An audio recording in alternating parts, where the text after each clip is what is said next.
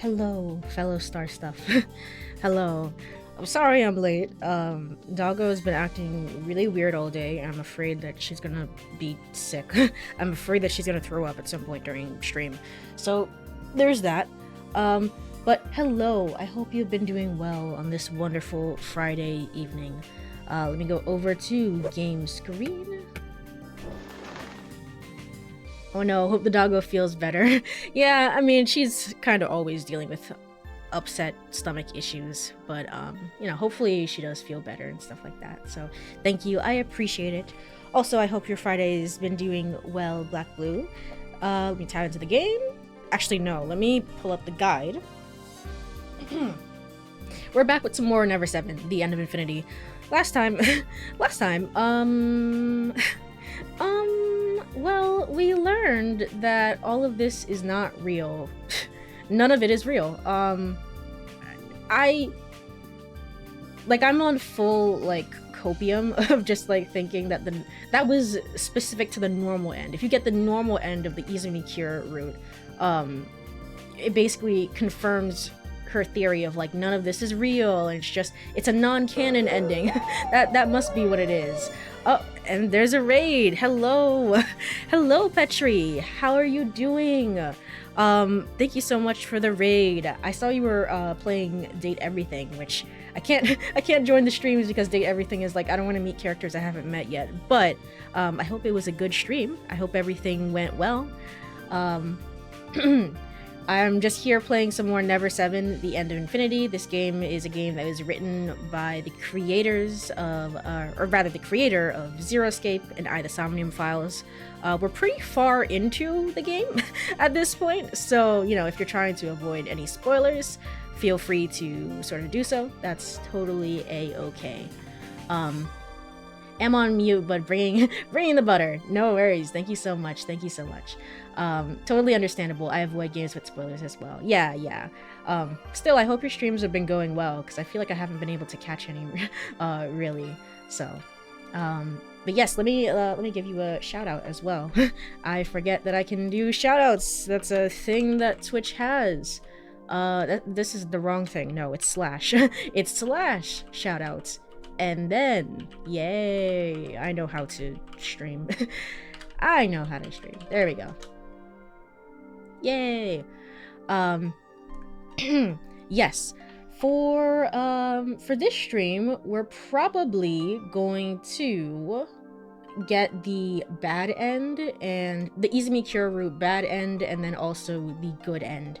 And then possibly, if we have time, start the regular IZUMI route, which we have still not gotten to yet. So hopefully that all works out. Man, I get the struggle. I always hate missing your streams. Great vibes here. I appreciate it. But I still appreciate any bit of support. And so I know you're there. I know you're around. Everyone's super duper busy, so I totally get it. Yes, like I was saying, in terms of this, I'm on full copium of just thinking this was a non-canon ending.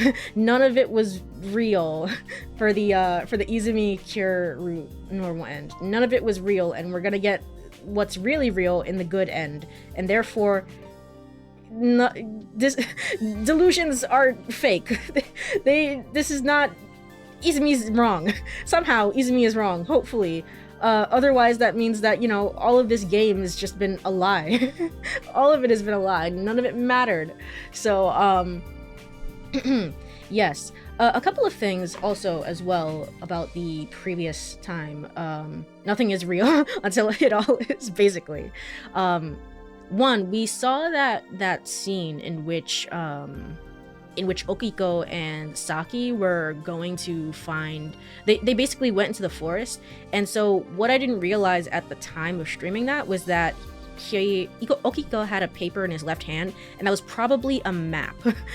They were probably going to look for the shrine, because Okiko shows passing interest in visiting the shrine in a few different routes, I think. And I think it even got brought up earlier in this route as well. So basically they were saying that they were looking for the shrine, and then at that moment, at the very moment that we saw them, they poofed out of existence because there was no longer a shrine there. Therefore, there's no longer any reason for them to be out there. which is not, it's not just this, really. It's Kurumi losing her scar as well. For whatever reason, it seems like our god powers are on a time delay. Like, it doesn't happen immediately. It's like, oh, just wait like 24 hours at least. Wait like a day and a half or something. You know, we'll get around to it, I guess, in a queue. I'm not sure why that is. The game has not really addressed that, so I don't think it's gonna be something that really matters. But I have noticed that.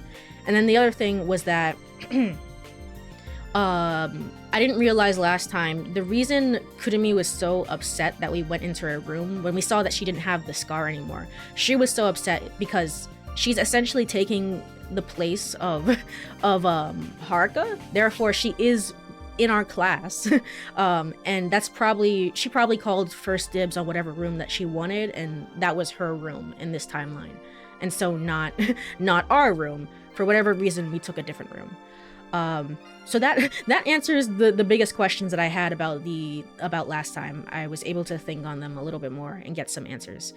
But yeah, with all of that said, let me go over and we're gonna pull up the guide so that we know what the heck we're doing, because I don't know anymore.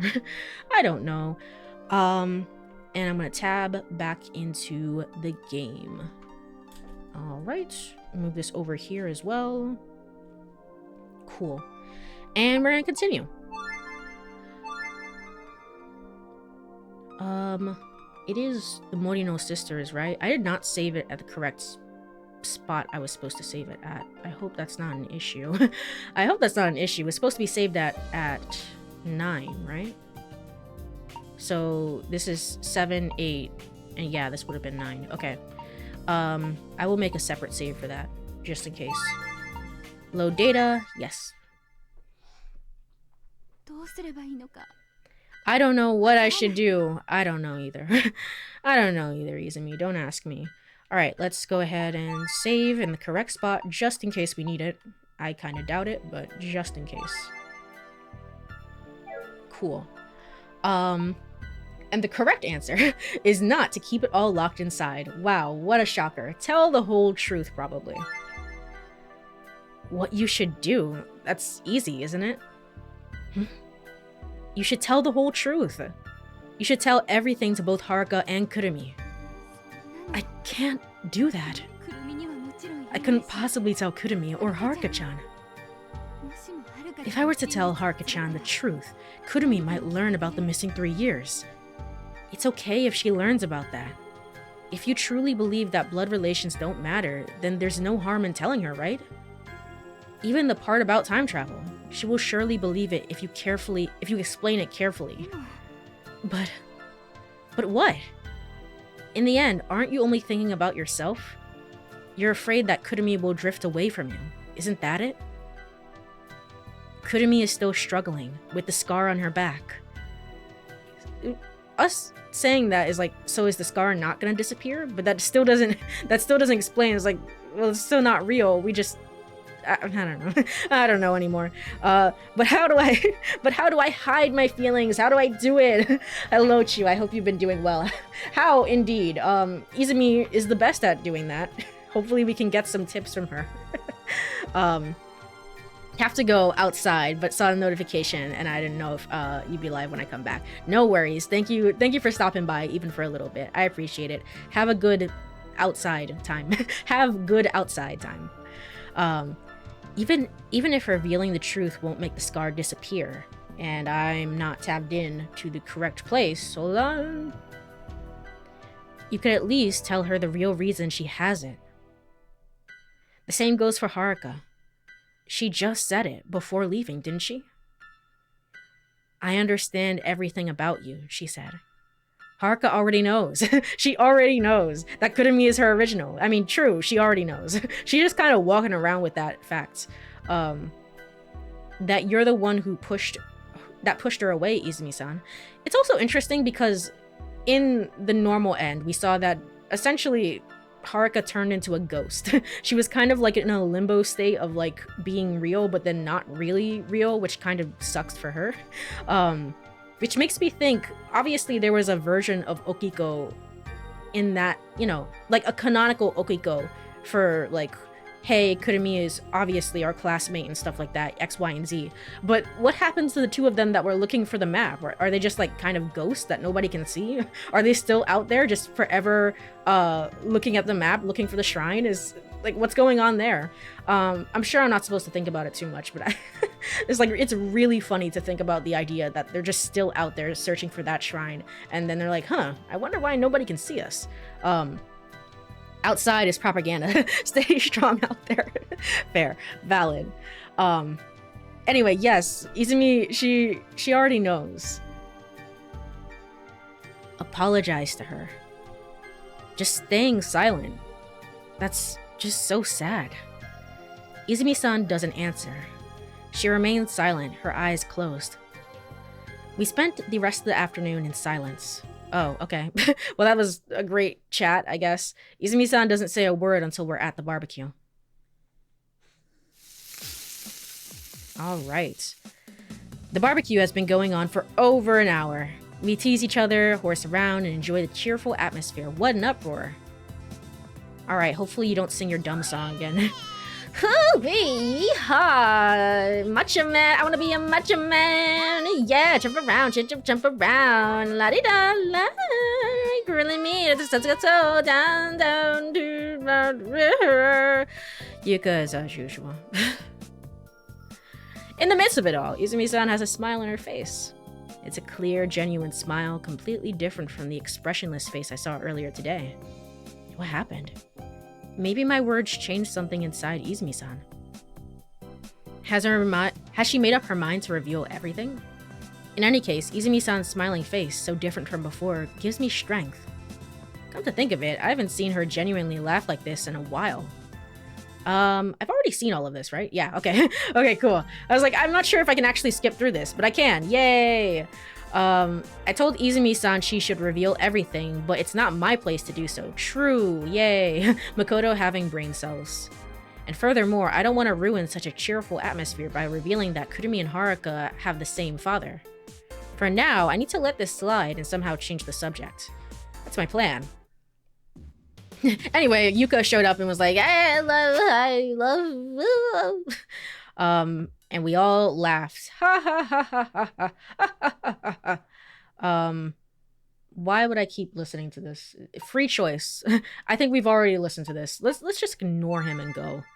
I'll pretend I didn't hear anything. I don't care. Okiko is still mumbling in his sleep behind me as I open the door. Yay. All right, I go out here. We spend some time with Izumi-san. She tells us all of her deep dank lore. The correct answer is I'm mad. No, I'm not mad, of course. We chose this last time as well. You should tell the whole truth. Then Izumi-san decides to make everything clear. All right, we get this scene. And this is the day of all days when stuff, stuff actually starts happening. Do you really think that will work? I do.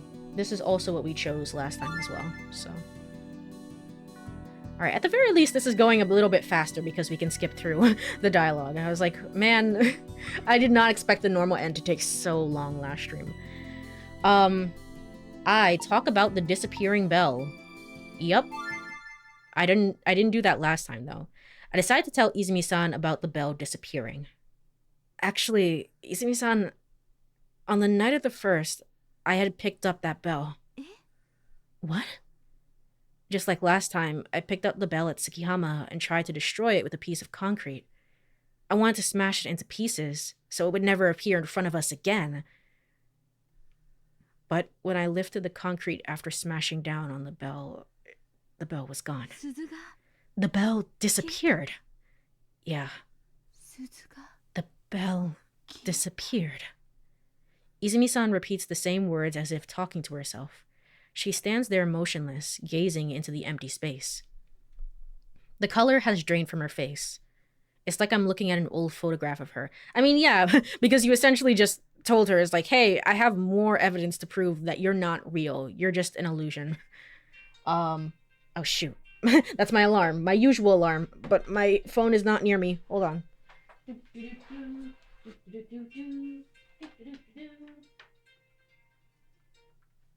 Alright, cool.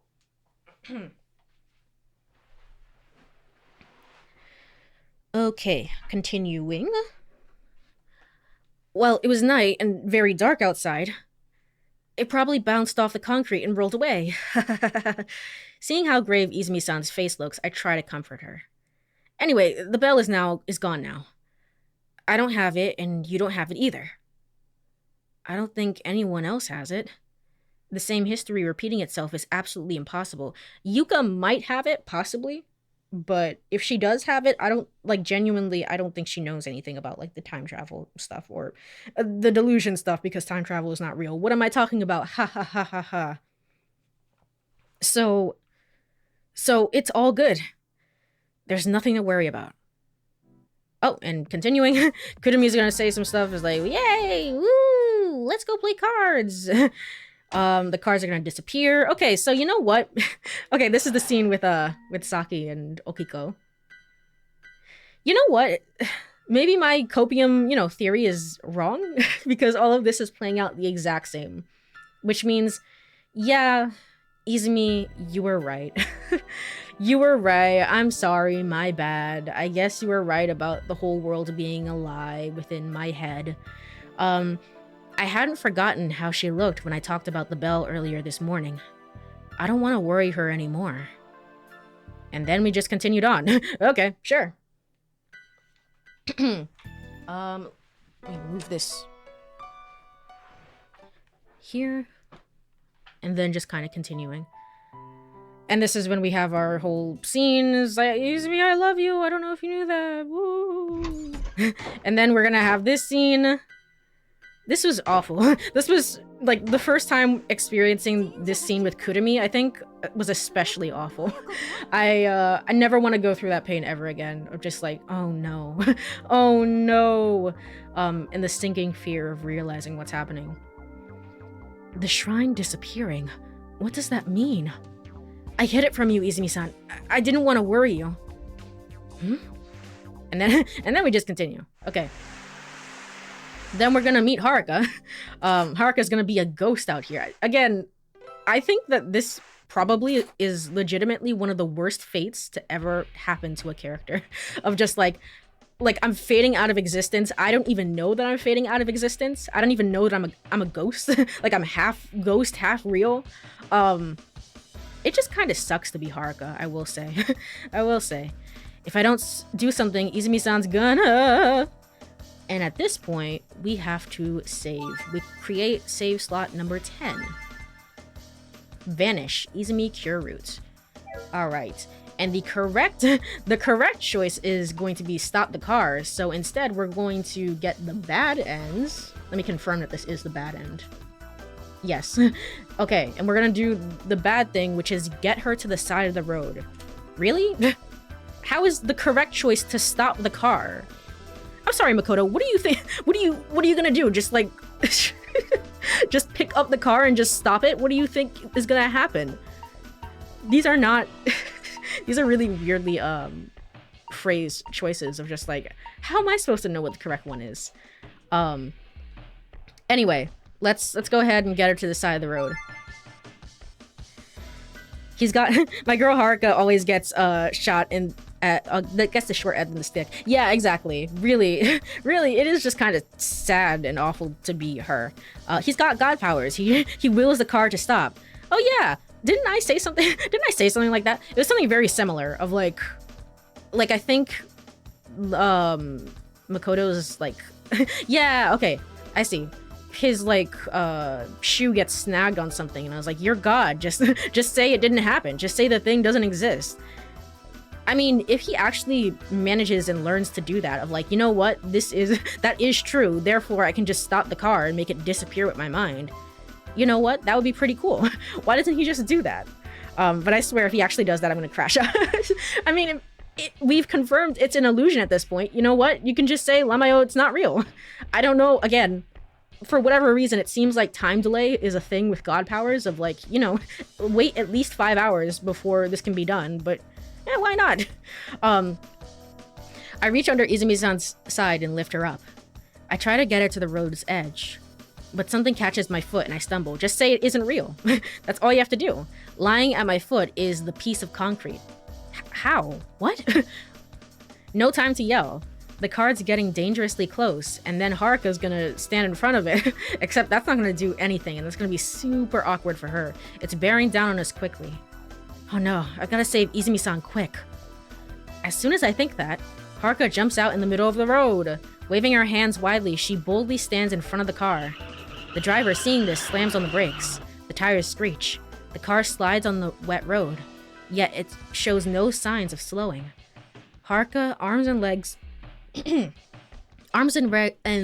resolutely spread, blocks the way. Through her transparent body, I can see the bright red car approaching. Haruka! Then, I witnessed something unbelievable. Okay, all of this seems to be the same as the normal end. So what was the difference? The difference between the normal end is just like... Okay, so honestly, the normal end is very strange, honestly. It's just being like, yeah, you know, it's normal because we're affirming Izumi's feelings of like, yeah, you know what, you should lie to people. You should not tell them the truth. That's the correct thing to do. And then we still end up in the same place anyway. This isn't the bad end because it's like, yeah, you know what, you should tell people the truth, but I just made one wrong choice at the end because I don't know what the correct choice is, you know, if I wasn't playing with a guide. And then that gives us the bad end. And then the good end, of course, is going to be apparently to just stop the car. If the car isn't real, you know what? It's fine. All right. Massive iron assaults us. This is all going to be the same, I think. Rolls the road on like a doll. Okay. I slam headfirst into the asphalt. Ow. I hear the dull sound of something bursting within my body. My legs twist in an unnatural direction. Actually, I don't remember this. Strangely, there's no pain. I seem to be paralyzed. Okay. I can only move my neck. Makoto-kun. A faint voice spills out from her slightly open mouth. Izumi-san. I try to cry out, but instead of words, a massive amount of red blood comes out. Okay. I try to crawl, but my body won't respond.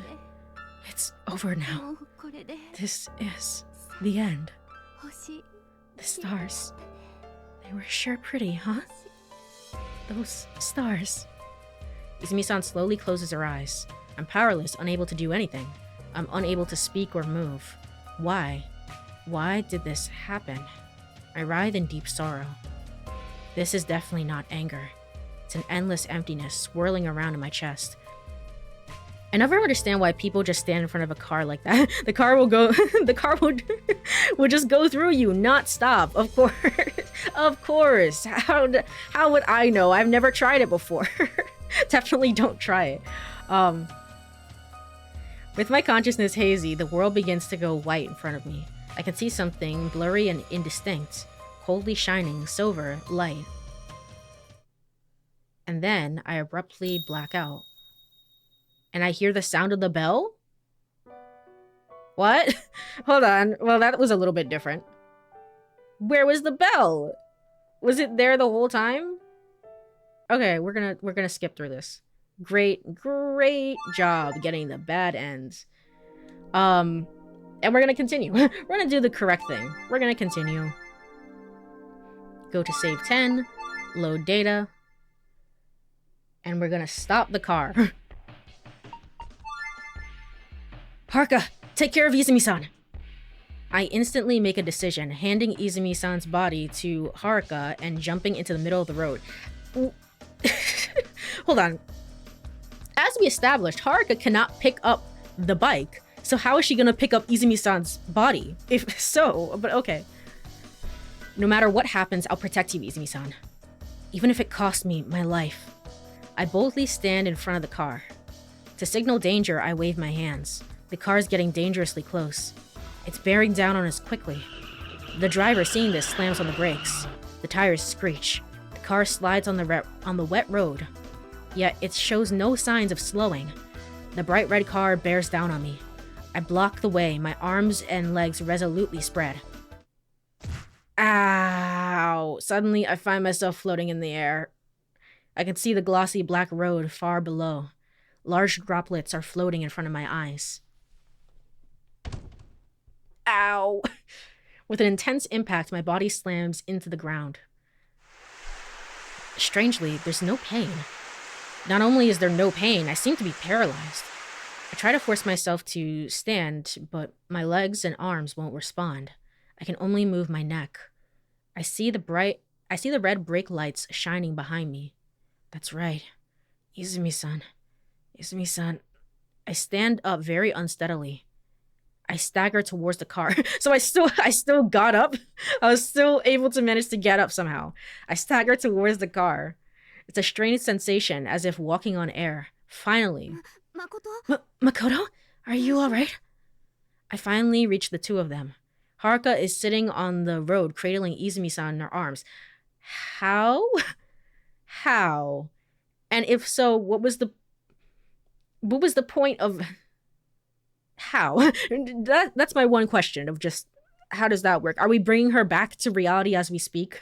Because, I don't know, she was gone for a moment, but now she's coming back. She's slowly fading into existence.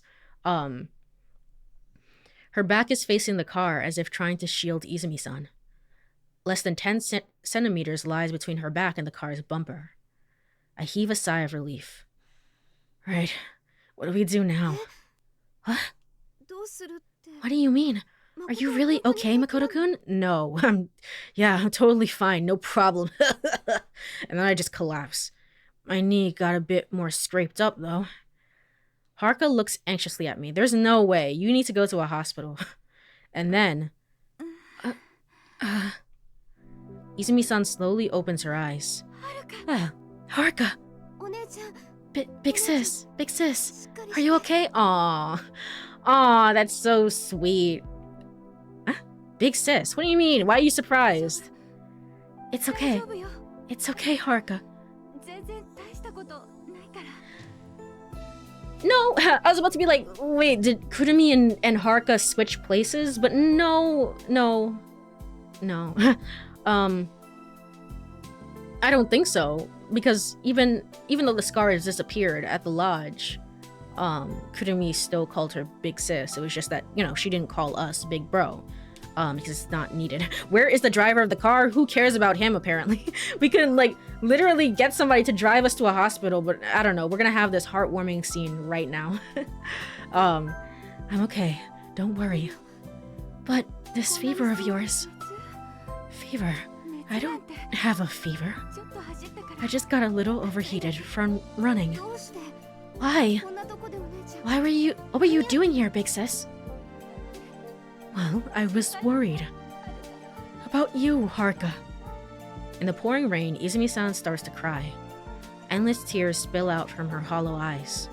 They quickly melt away into the relentless rain. Big sis. Haruka wipes Izumi-san's cheeks with the palm of her hand. Gently, softly. Pure, clear droplets surround the two. The car door finally opens. The driver nervously approaches me. Hey, you doing okay, buddy? You doing alright? Excuse me. Are you alright? I remain silent and place my hand on his shoulder. Not now. They're having a heartwarming scene. He seems flustered and awkwardly looks away. His gaze lands on the two embracing sisters. The rain gently continues to fall, as if trying to softly envelop the two. But the dream is still ending. Something's weird. Everything's all blurry. I can't see. Suddenly, I lose strength.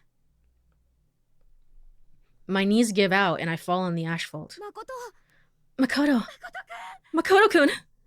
Their voices sound distinct, or distant even, but it's okay. Everything went well. I was able to protect Izumi-san. Huh. I don't understand how this is possibly going to be a good end, but I don't know. We'll see.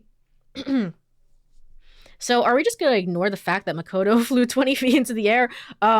I guess so, until it became relevant. Until I collapsed and, like, literally lost consciousness. I can just make something out. It's the piece of concrete. Beyond it, a cold silver light. I wonder what that is. And then I abruptly black out. That was the bell. What is happening? What is happening? And anyway, Kurumi. So anyway, this is all your fault. I walked along the morning coastline on crutches. No way. Are we just gonna say that Kurumi just got rid of the scar? It's like, you know what? I feel like having plastic surgery to get rid of the scar, you know? She is so funny. I walk along the morning coastline on crutches. One leg and one arm are both in casts. According to the doctor, I have some cracked ribs. Oh, cool. Why? It's not my fault. It's because you act so recklessly, big bro. No, it's because you said that bizarre stuff to me the other night. Bizarre stuff? That rainy night when I opened the door to my room. Didn't you scream and tell me you were 20 years old? That really threw me for a loop. I can't help saying that. Anyone would scream if they suddenly if someone suddenly barges in while they're changing. What? What? You don't scream that you're 20 years old if you don't know. Is it because? Is it because we told we told Izumi to tell her the truth, so she told her the truth off screen? But then Izumi should have been like, well, no, it's okay because I told her, right? But then where did the scar go? Right, this is the wrong voice, this is Yuka. Right, Haruka-san? Yeah. Haruka looks like she's blushing a little. But you didn't have to yell. I wasn't watching you change. That's not the issue. Peeping is peeping. You clearly peeped while Haruka-san was changing, big bro. No. No. What? No. What? I made a joke about this last stream of like, don't worry, it's not Kurumi, it's just Yuka wearing Kurumi's clothes, and I was wrong. So we're saying that it was Haruka wearing Kurumi's clothes, and that Kurumi was just also happened to be in the room, I guess, and we didn't see her, and then Kurumi came out of the room, barging out of the room, being like, hey, what do you think you're doing? No way. But they don't even look alike. Did they show the hair? I don't know if they did. I don't even remember at this point. Gosh darn it. Not the game being like lmao got him. Okay. Okay. Well, Haruka-san was changing, big bro. Did I? Yep, they didn't show the hair. That's how they got away with it. Saki spilled the beer on Haruka-san during the barbecue, remember?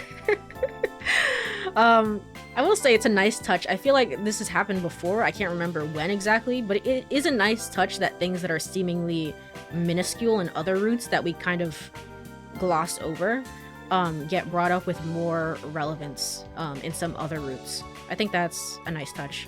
So this would be one of those instances where it's like Saki spilled beer, so of course Haruka-san was changing. But why were you in my room? No matter how much she washed her clothes, the smell of alcohol wouldn't go away. So I asked Kurumi. I asked if I could borrow some clothes from her. You two aren't even the same size anymore. Like Haruka's a little bit, like, there's a little bit of a growth spurt to be had. Okay, okay. Yes, and while Haruka was trying on the clothes, I accidentally opened the door. You've told me again and again. I thought I saw Kurumi's orange hair. I guess not. It was just seeing the orange in the skirt.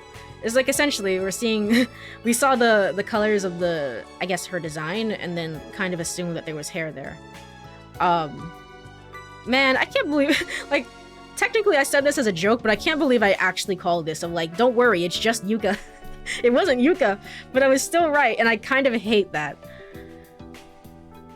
Well, what about the shrine? Where did the shrine go? But seriously, why'd you have to change in my room? Well, Okun was sleeping in Haruka-san's room. Why? Okiko got drunk and came into my room and ended up passing out on my bed. Why? Just...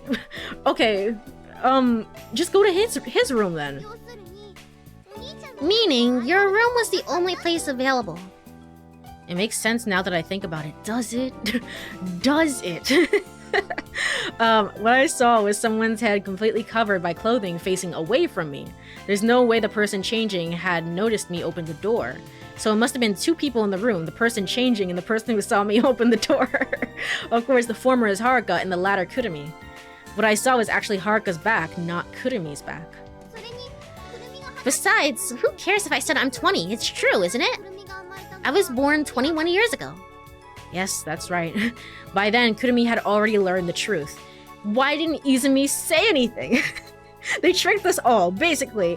Why didn't Izumi say anything of like, hey, I told her off screen? She was just so into her research that she didn't think to tell us that? Apparently, Izumi-san had told her the story on the afternoon of the 5th. Thinking back to the night of the 4th, Izumi-san had said this at the pool. Did she? I have already made up my mind. This is the wrong voice. I have already made up my mind. Your words, Makoto-kun, untangled the knots in my heart. I guess she did. She said that in both timelines, apparently. So Izumi-san told Kurumi the truth the next day. Kurumi was understandably shocked, but Izumi-san's sincere attitude eventually helped her understand. Similarly, Izumi-san also confessed the truth to Haruka. That's why Haruka called her big sis on that rainy night. So what happened with the handlebars going through the thing? Oh, you know what? I think the explanation for the shrine is that apparently, am I remembering the story correctly? I think that you learn about this specifically on the Izumi Cure route, is that apparently there's a separate place. There's two hills, right? Because she was talking about confess your love at the inlet and stuff like that. So there's two different like cliffs essentially, and one has no shrine on it. It's just a cliff, but it looks the exact same. And then one is like a cliff and it has a shrine on it. So essentially we just went to the wrong place apparently in our confusion and delusion. I believe that's gonna be the explanation for that. That's why Haruka called her big sis on that rainy night. Hey, big bro. More importantly, where are we going to? Where are we gonna go? Go where? Well, come on, did you forget? To the amusement park, remember? That's right, to the amusement park. Big bro, you promised to take us. Yeah, I guess. I mean, I have broken rims, Kurumi, like, come on. But what about Haruka? I'm gonna go too. Aw, well at least you're happy. I'm glad for you. And he just accidentally went to the wrong hill. Wait, didn't Kurumi call you Makoto instead of Big Bro? Izumi found that odd too. Yeah. No, well that would make sense because like by that point she had already learned the truth, I guess. She had learned the truth of like, hey, I'm actually the same age as Makoto, so I guess there's no reason to call him Big Bro, but again, if that were the case, why didn't Izumi-san say anything? But Kurumi's calling you Big Bro now. Yeah, I just went back to normal. She was like, yeah, whatever. Whatever, who cares? It really is a lmao got him situation. I'm getting like, and I'll talk about this at the end with like full spoilers for both games, so if you haven't played them, don't worry. But I'm getting some really big like flashbacks to Nirvana Initiative. like this game and Nirvana Initiative are so, like they're so similar. They're so similar to each other, man. But I'll get into that at the very end of the playthrough. I want to go too. Makoto, you're paying for everyone, right? What? You said that since we're sisters, it's unfair to pay for only one of us, right? I have to pay for hospital bills. Do you guys know what that is? Hey, I didn't say a word about paying. Well, maybe I did. I fold. Kurumi and Haruka are beaming onto the radiant morning sun. I can't refuse their smiles. Yay! The operation was a success! Hey, Haruka-san, let's go through the haunted house together, okay? The haunted house, huh? I'd rather ride the Kapu Kapu Babu Babu Babrinko. What the fuck is that? What? What's that? that? Oh my, you don't know? You don't know the Kapu Kapu Babu Babu Babrinko?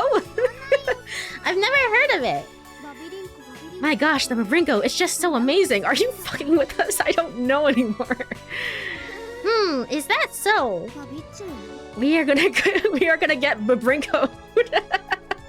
She's just messing with us. I'm serious. I'm totally being serious right now. Great. We continue our leisurely walk. I listen to their lively conversation. Gosh darn it. So, at the end of the day, Izumi is not suspicious at all. She's just so deluded in her own research, honestly. That's all it was. In the normal end, at the very end, we saw like, oh, it was him. It was phrased in like such a weird way of like Makoto is now waking up from the delusion, and that's Izumi holding him because he's the one who's dying. And I was like, why is it phrased like this? Like shielding him from the cliff or something. That's such a weird way to phrase it. But now I see that the writing of that was intentional. We're supposed to be like, oh, he's waking up from the delusion. This is it. This is the real timeline. It's supposed to bait you into thinking that, rather than, you know, what I had thought originally, which is that the card must have just flung us over. So that's what that was. I can see the comparisons, although I really like how Nirvana does it. I'm crashing out here. I have some thoughts about Nirvana, but again, we'll get to that at the end of it. Basically, I'm feeling the same way about Nirvana that I did with this game. So we continue our leisurely walk while I listen to their lively conversation. Thump. I hit something with the tip of my crutch. I look down at my feet. I see some pieces of concrete on the ground. This is where I got hit by the car and blacked out. Something sparkling. On the side of the road, I can see something shining in the weeds. Hey, Haruka, can you pick that up for me? What? That, right there. I point to the ground beneath the weeds with my crutch. Haruka bends down to pick up the shiny object. She places it in my good hand. It's the bell. The bell that someone had crushed flat. The surface is marred with scratches. So the bell doesn't even matter? No, but then, okay, so delusions are not real. Congrats, delusions are not real. This stream is real. Congrats, everybody. But then, like, time travel is still real, right? But then maybe the bell isn't important. I don't know. The surface is marred with scratches. So did I really crush it? On the night of the first, I crushed the bell with a piece of concrete, but then I couldn't find it because it was so dark. Really? What's that? Gosh darn it. Now that I think about it, did the handlebars actually go through Haruka's hand, or did she just lose her grip? I'm guessing she just lost her grip, and then Makoto, because by that point he was starting to believe the delusions and stuff like that, he saw incorrectly. Which is, I mean, you know, it's kind of like an unreliable narrator thing, but it's not outside of the realm of possibility, because again, Kurumi from his perspective didn't have the scar and he was like freaking out. As we saw, as we saw earlier when he was calling everybody in Japan, like he tends to freak out like pretty heavily when he's trying to figure something out.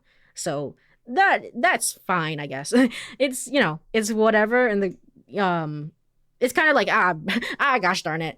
But to me that's fine. It's just more so other things, like the fact that, you know, it's like basically we didn't see that it was Haruka, and like Kurumi stopped calling us big bro, and he didn't think to clarify anything, but and Izumi didn't mean to clarify anything, and whatever. What? What's that? Kurumi peers into my hands. Well, this is nothing, really. It's just a piece of junk. I hurl the crushed bell towards the ocean.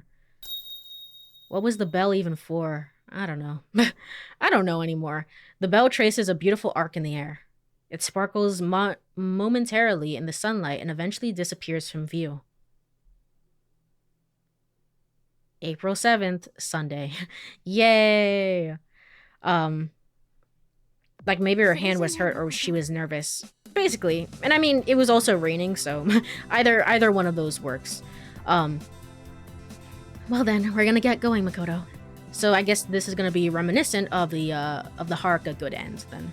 Huh? Aren't we going to the cafe? We've got some errands to run. You're going too, Kurumi? We're going to play crab sumo together now. Aw, that's cute. I'm guessing they're leaving us alone then to go have our wonderful romantic scene with Izumi, even though, I don't know. I don't know. After all this, I would just be like, you know what, Izumi? You're okay. Just give her a pat on the shoulder and that's it. Crab sumo, I see. And besides, if I'm around, I'll just get in your way. What are you talking about? Alright then, big bro. Later. Kurumi and Haruka run off towards Tsukiyama. But Kurumi turns back towards me. Oh, right, I forgot. Could you put these on the cafe counter? Kurumi takes out something from her... Kurumi takes out something from her pocket, a deck of cards. Amazing. As I take them out, I ask, where were these? It was... Oh... She didn't have the bell, she had the cards. And when she was drunk, that was what she was trying to show us. Gosh darn it. It was Yuka-san's fault. On the evening of the 4th before the barbecue, we all gathered at the cafe, right? She borrowed these and didn't return them. As she explains, I finally understand what Yuka had meant during the barbecue. I don't need the flashback, I remember. Hey, Makoto-san! Aren't you done here? You wanna have some secret fun with me? What is this voice? Earlier, right? I borrowed this, you know. Something fun. Okay. So anyway, have a good time, big bro. Good luck. Kurumi cheerfully runs towards Haruka. Good luck. Luck for what? I reach for the door of the cafe, feeling a bit giddy. Because I remember the sensation of Izumi-san's wet lips. That's true, we did kiss her in the rain. That is something that we did. Is it too late to rescind that? Makoto-kun. I give her a small bow. Oh, what are you doing bowing like that? Oh, well, nah, it's just... While stammering, I stare at Izumi-san's lips. I want to feel those glossy lips once more. Izumi-san tilts her head slightly. That's right. Izumi-san, are you feeling better now? Yeah, thanks to you. I slept the entire day yesterday and feel much better. But more importantly, Makoto-kun, are you really okay? Yeah, I'm the picture perfect of health. You're totally not. You're covered in bandages. Izumi-san's expression suddenly clouds. You saved me again. I don't know what to say. Wait a second. Let's stop talking about this. That gloomy face, it doesn't suit you. I lightly pinch Izumi-san's cheek. Quite gently. Okay, I understand. If you say so, Makoto-kun. A smile returns to Izumi-san's face. A slightly bashful smile. Oh, is this the key art, I guess? How do I do this? Okay, this. Is this the key art for the ending? I was actually just thinking to myself, I was like, you know, it would be kind of weird. Usually we have like the final romantic scene with all the girls, I guess, except for Saki. We didn't show up in her like final artwork.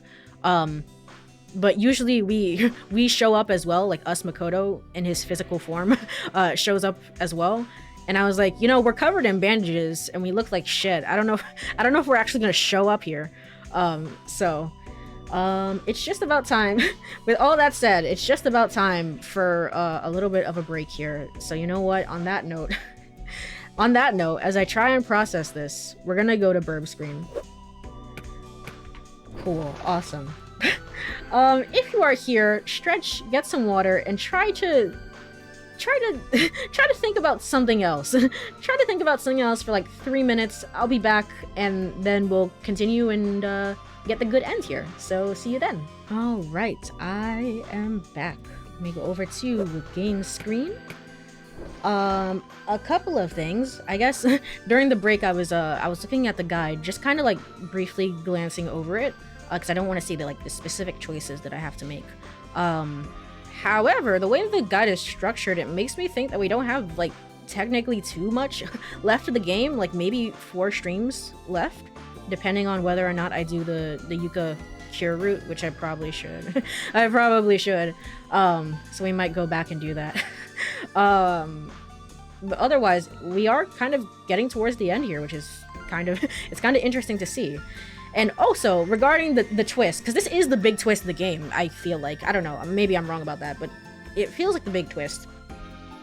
Right now I'm favorable towards it. However, at least more favorable towards it than Nirvana Initiative for whatever reason, and I can't explain why. However, that's a very tentative opinion. Usually with twists like this, it is very much you just have to sit on it for at least a little bit, at least a day. Give it a day, and see how you feel about things. So I'm not willing to to stand by that opinion. It's just how I feel about it right now, currently, at the very least. Izumi-san and I are sit facing each other. Let me tab back into the game. Thank you for the welcome back. On the table is freshly brewed tea, along with the deck of cards Kurumi handed me earlier. The sky over her shoulders is picturesque. The clear blue makes yesterday's rain seem like a lie. Makoto-kun, would you look at this? Izumi-san takes a piece of paper out of her pocket. It was in this morning's newspaper. The paper seems to be some kind of flyer. Have I seen this somewhere before? July 6th, Saturday, Shikinomori Shrine Festival. July 7th, Sunday, Toki Tsukasa Shrine Festival. Please join us along with your family. Is written at the bottom of the flyer. I thought I knew everything about this island, but I still have a lot to learn. The Toki Tsukasa Festival and the Shikinomori Festival. Yeah? I had no idea they held such festivals. You invited me to one of the festivals, right? I don't remember which one at this point. Or I invited you? I don't know.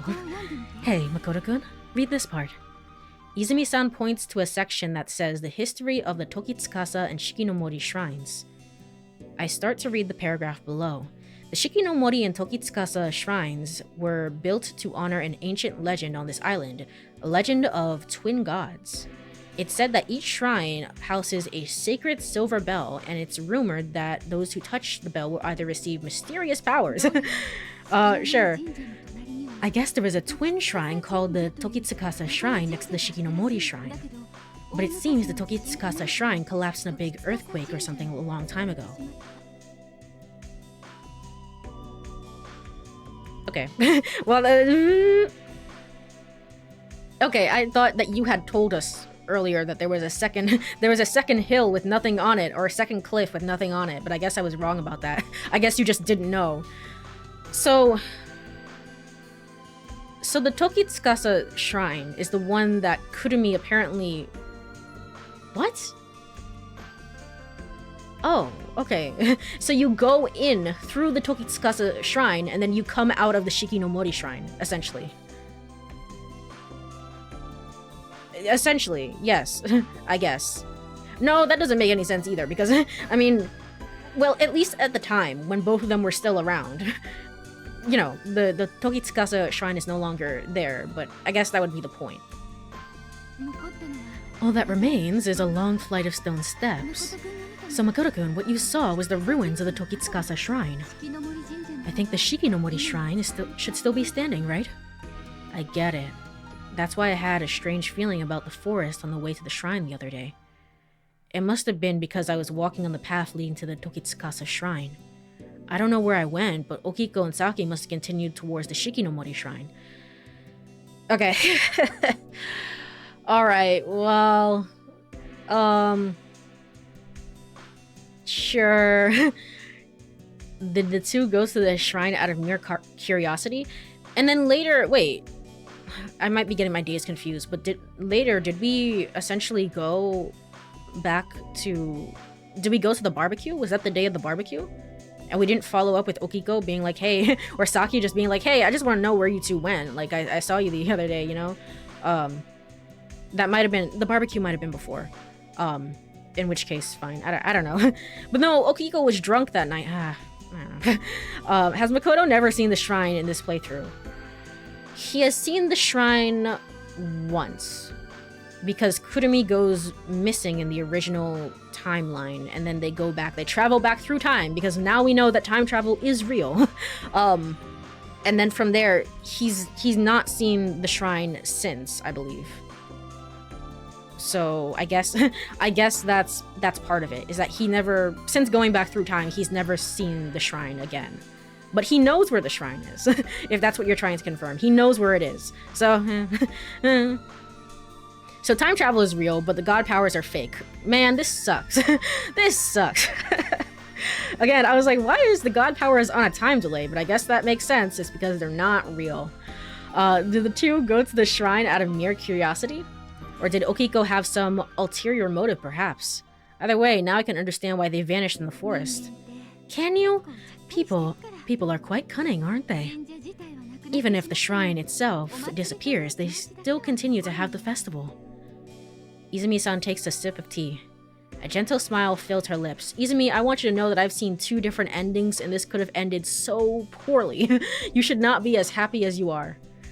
After placing the cup back on the saucer, her smile deepens. Her lips, wet with tea, shine with a radiant brilliance. Her ripe red tongue peeks out from behind her white teeth. Clatter. Before I know it, I've sprung to my feet. Although an intense pain shoots through my broken leg. Ow. I couldn't care less. Yeah, I was figuring out how he accidentally went to the wrong shrine. Yeah, exactly. It was like, he should know. He should know better. And he didn't think to like double check, because like make sure I really checked. I would, if I were in that situation, I would be like, what is going on? I would really make sure to check my steps and make sure I went to the right place. But that's just me. Izumi-san staring at me in surprise. I was just standing there in silence. Oh, he's there. He's there. Never mind. I'm a liar. Look at him. And there are the cards. They're falling. And so is the tea! No! What the hell are you doing? And bring my lips to hers. Leaning forward over the table, I press into her. Broken ribs, by the way. Like, we're dying, but okay. The teacup in front of us falls over. The playing cards scatter, falling to the ground. As if in a trance, my body moves purely on instinct. Izumi-san's lips give off a sweet floral scent. I feel a soft warmth in her breath. Izumi-san is here with me, and I'm here with her. We confirm each other's existence with our kiss. Soon, our lips naturally part, and Izumi-san speaks.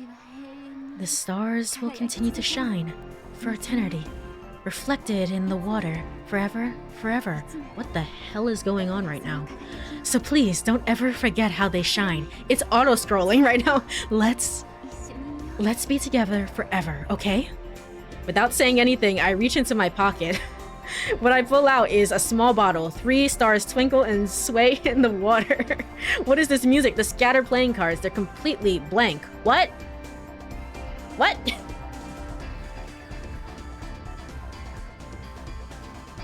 What? Never 7. The end of infinity.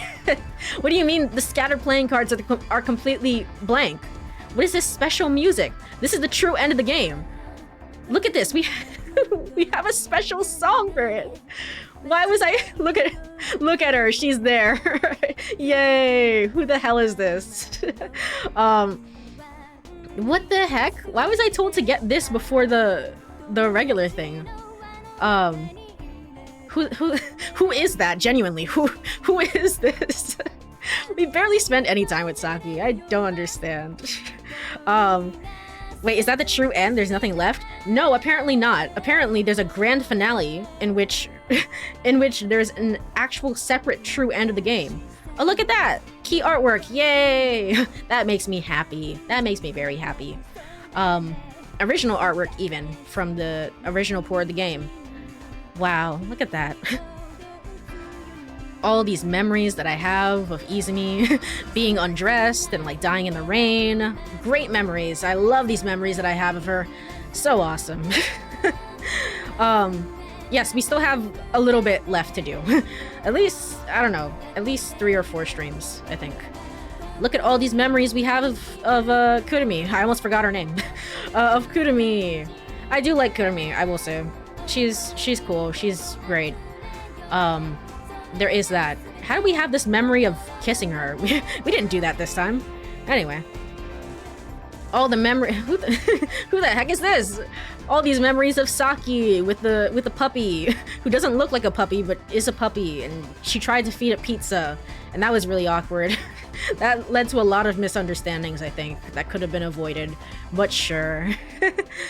Cure ending theme, Treasure Dream. Yay! All the memories of Haruka. Haruka, you deserved so much better. You were truly the best of us, I will say. Man, life has been so rough for you. But at least things are looking better, you know, up and up for her as things go on. I don't know who this is.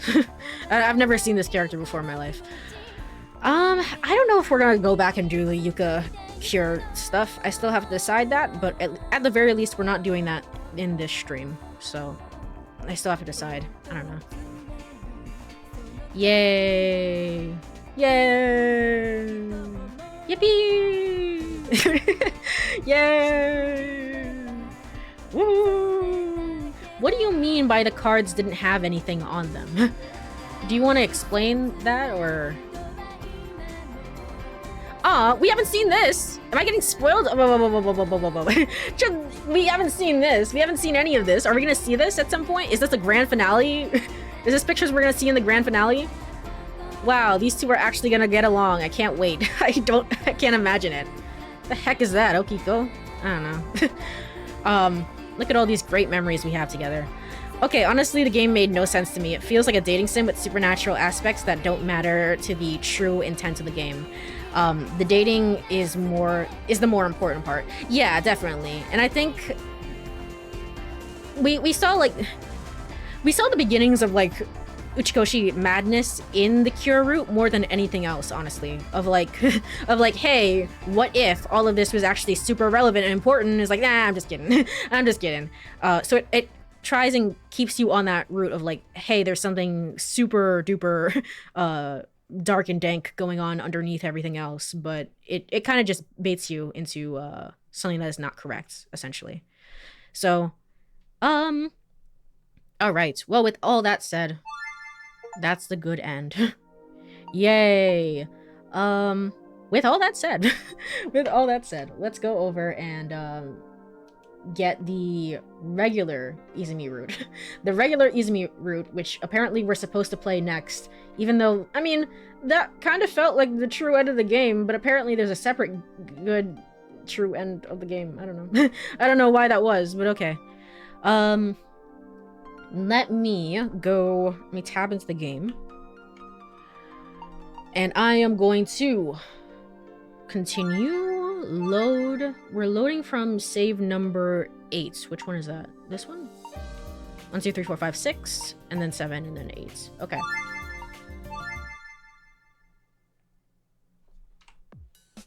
All right. Let me check something really quick. Give me a moment. Okay. Pull back up the guide. And let's go ahead and tab back into the game. Now, what should I do? Honestly, I don't even know what was going on in this route. I don't know what was happening. The correct choice is to head to the shopping district, apparently. I don't know why. It'd be a hassle to go back to the lodge. I'll just buy the onions in the shopping district. Making up my mind, I probably begin pedaling north on the bike. 1:05 p.m. Arriving at the shopping district, I quickly gathered the items I need at a small supermarket near the entrance. Beef, bell peppers, onions, oil, beer... and then I just skipped through the rest of that, okay? Is the idea behind it supposed to be that I went to buy the onions, and therefore Okiko didn't? And that's gonna be relevant somehow, maybe? To figuring out that Cure route is... they couldn't get Cure route to work, essentially. Maybe, perhaps. Those two are still fighting. You hate to see it. You hate to see it. Apparently we're with Yuka. I don't know why. Oh, because Kurumi went missing. Okay. Alright. Skipping through all of this. A sudden beep from my alarm clock breaks the silence. I reach out from under the covers and turn it off. My head feels foggy, probably not from getting enough sleep at this late hour. But for her to invite me out at this time of night, Izumi-san, what could she possibly want? I have absolutely no idea, but I can't break our promise. I jump out of bed and get a good stretch in. Right, time to get going. I mutter to myself and make my way through the empty living room, heading for the front door. The living room is deserted, of course. So this is because Okiko's about to go into his, you know, his dream. And usually the dream is what, basically, it's basically when the game decides what route you're on. So the only thing that we've done differently in this route, apparently, is that we headed to the shopping district. That's the only thing that we did differently. Okay? I can hear Okiko's quiet snores coming from the loft above. Hey, wait! Suddenly, a booming voice from Okiko. Startled, I look up. Hey, boy, don't get on the stage. Stop it. Don't pull my zipper down. Seems like he's talking in his sleep. Yeah, good lord, what kind of dream is Okiko having? I feel like I heard him say those lines before. Am I doing the correct route? Hopefully so. I ignore Okiko and head to Luna Beach, where Izumi-san's waiting. Okay. And I am going to, save after this. So just so that we have that. 3 should be fine. Okay, nope. It's the regular Izumi route. Temptation of the Goddess, 4-5. Okay. When I arrive, Izumi-san is already in front of the cafe. Good evening, Izumi-san. Good evening, Makoto-kun. Aren't you early? Were you waiting here this whole time? I hope I can skip through this. This seems generally the same. Yes, I just couldn't wait any longer for you to arrive. Izumi-san replies, looking a bit downcast. Though it's chilly, isn't it? She lets out a sigh. For sure, she might be cold in that outfit.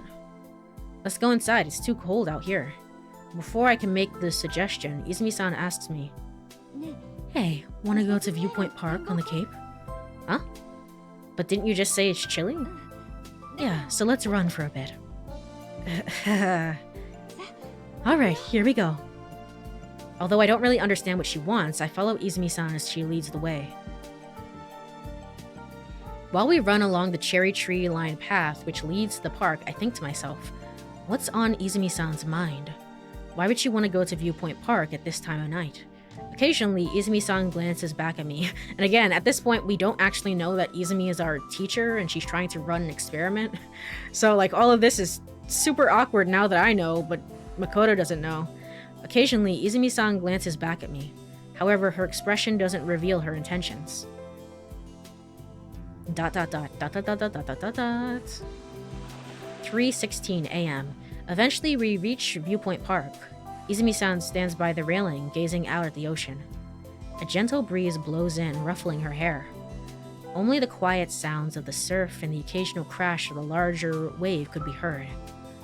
Since we've arrived at the park, Izumi-san hasn't said a word. I don't understand. Why is she bringing us here? What's the big idea? Perhaps I should ask her directly. I approach Izumi-san slowly. Makoto-kun. Hey! Izumi-san speaks just as I'm right behind her. Even though we ran here, the wind really cools you down quickly, doesn't it? Yeah, it does. My sweat has indeed turned icy cold. But, as I expected. As you expected what? As I expected, tonight. Tonight? It's a little cold, but tonight. The stars are especially beautiful, aren't they? Izumi-san sighs in admiration. What? The stars? Aren't you glad you came? Right then, I noticed the starry night sky in front of me. The black velvet canvas is adorned with glittering gems. No, not gemstone. No matter how many carats could never match this no gemstone, no matter how many carats could match this radiance. It's that magnificent of a starry sky. The kind that makes your soul feel drawn to the heavens as if the sky were naturally pulling you up. Thank you for today. For what happened with Kurumi. It's cool. Izumi-san slowly turns to me. If you guys weren't there, Makoto-kun, something terrible may have happened. That's an exaggeration. It's a little embarrassing to be thanked like this. Even if we hadn't searched for her, she would have returned safely, right? Kurumi, she can be surprisingly responsible sometimes. Izumi-san hangs her head. What's going on? Did I say something wrong? Makoto-kun, listen. Okay. Kurumi's always had a strong sense of wanderlust. She occasionally goes on little adventures and doesn't return for a while. But every time that happens, I get so worried. But she always comes back safely. She always has. Until now, that is. But... No, it's nothing. Don't worry about it. I don't press further. It feels Izumi-san's smile is rejecting any further questions. But we've been through a lot in these 4 days, haven't we? You're right. Izumi-san and I start talking about what happened until now. Kurumi delivering the pizza by mistake. Us coming to Luna Beach. Saki coming to complain. And that's, basically all she does. Sneaking into the pool. Going fishing and Saki nearly drowning. Oh, that too. Learning that Haruka's a clone. Doing the test of courage. Having a barbecue. And then we talked about everyone. Izumi-san mentions each person, talking about their good and bad qualities. Okay, I think this conversation is actually quite a bit different. Quite a bit different, and it's pretty non-romantic, honestly. She's really observant. I was about to say, because we have... The only difference between this is one choice. One singular choice. How would you possibly know to get this? But if the Izumi route is non-romantic, and it's the only one that's non-romantic, then, I mean, any person who is trying to 100% the game would probably go back and be like, I must have done something wrong. And they would try different choices. I'm impressed. While it's subjective, her observations were not far from the truth. And you, Makoto-kun. Finally, it was my turn. You're really good at taking action. That was evident when you searched for Kurumi. But even though you're smart, you're not great at understanding other people's feelings. Oh, okay. Thanks. Thank you for saying that. Sometimes your thoughtless comments can hurt others. Like what? What have I said? Is that so? I don't think you've made any big mistakes, though. I'm not quite satisfied with that. I don't think anyone would be. I don't understand other people's feelings? Really? I think I understand them pretty well. Why does it sound like you're acting older than I am? I'm not acting like that. I am older than you. Yeah, I guess you are already 22 and all. Huh, what's with that tone? But, so, we're 20. We are 20. Or 21. And Izumi is 22. And she is our teacher. She's only 22? So I don't know how teaching works, and I could be completely wrong about this, and definitely I don't know how teaching works in Japan, so I could be completely wrong about this, but I would think that, you would be, wouldn't you be an assistant teacher at a university? If that was the case, maybe you would just be a regular teacher. I don't know, maybe you're like, I don't know. I'm not gonna say anything about things that I don't know about. I don't know a whole lot about teaching, so all of this could be completely fine. But also, I just assumed that you were way older than this. What the hell? You're basically, this is the first time you've ever taught at our school, basically. Maybe she's a teacher's aide. Yeah, that's kind of basically what I was getting at, but I guess in that sense, we would still have to address her as teacher. So, okay. Anyway, I thought you were way older. What the hell? What's with that tone? That one word hurts everybody. Words can hurt people, you know, Makoto-kun. I'll reflect on it. I had no idea. I'd hurt everyone through being unaware. Hearing it put so bluntly is quite shocking. Oh. I was about to play a voice line. It's like, well, I guess you are already 22.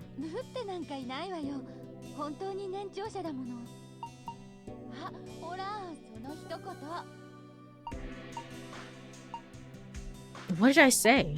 What did I say that was so wrong? I don't know. Maybe I'm the insensitive one now. Hearing it put so bluntly is quite shocking. But...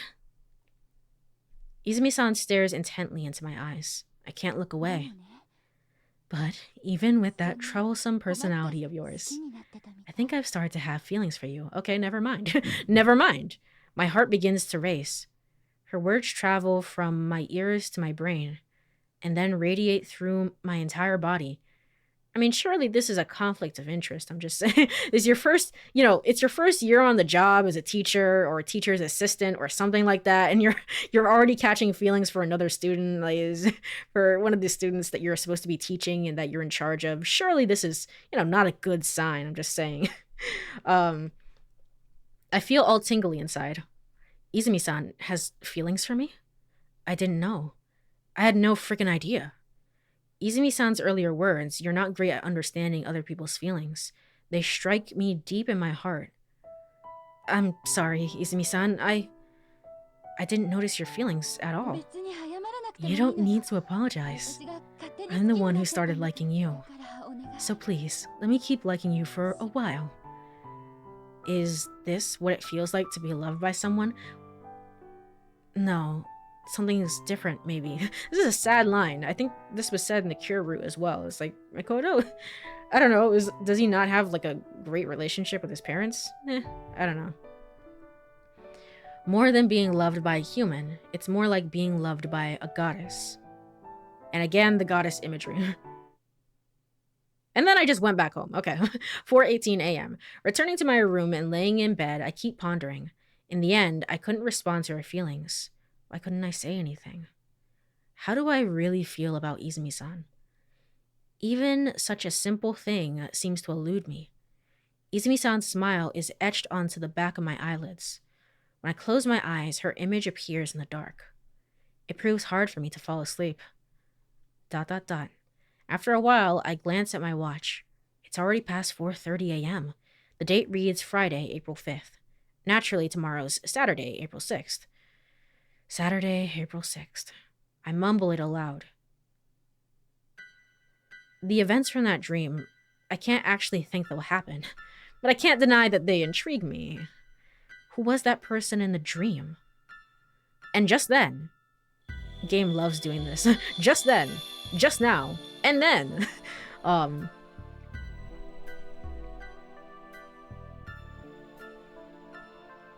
Izumi-san. I'm in a daze. I can't quite grasp what's just happened to me. An image suddenly appears before my eyes. Izumi-san lying on her side. A premonition. No, it can't be. So the person in that dream, was it Izumi-san? No way, right? That's impossible. I clutch my head and shake it violently, over and over. I can't believe it. No, believing it is what's absurd. That was just a hallucination. I must have been thinking too much about Izumi-san, and that's why I had such a hallucination. Izumi-san. I tremble uncontrollably in my bed, like a small frightened animal quivering. Okay, so she's still gonna die in a very similar way, seemingly. 9 a.m. In the end, I can't sleep at all. Unable to stay in my room any longer, I come to Luna Beach and wait for it to open. I just want to see Izumi-san smile as soon as possible. I stand in front of the cafe and swiftly open the door. Oh, Makoto-kun, what's wrong? It's so early. This game loves showing this one piece of key artwork, though. I will say, I've seen it multiple times. More than any other character, I think. Izumi-san's kind smile. It instantly comforts my heart.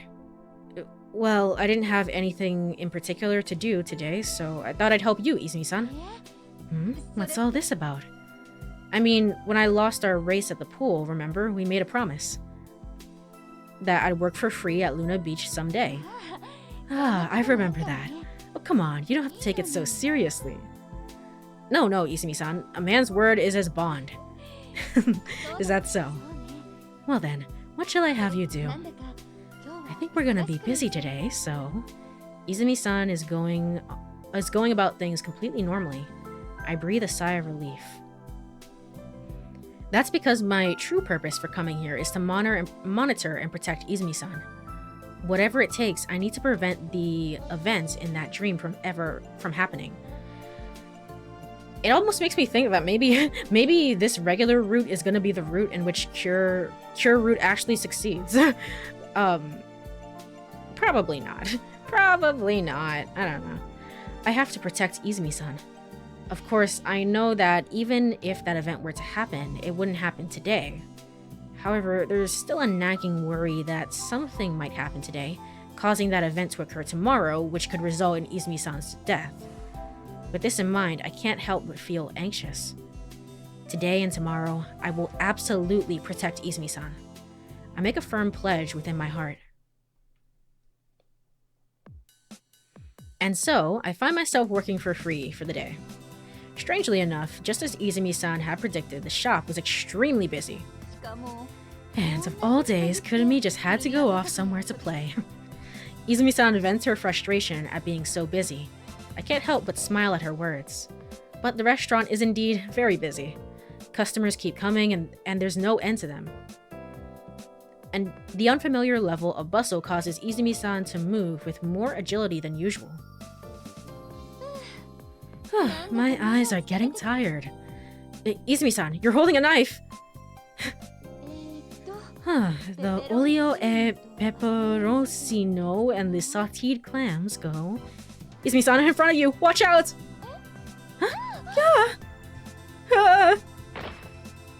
Ow. That was a close call.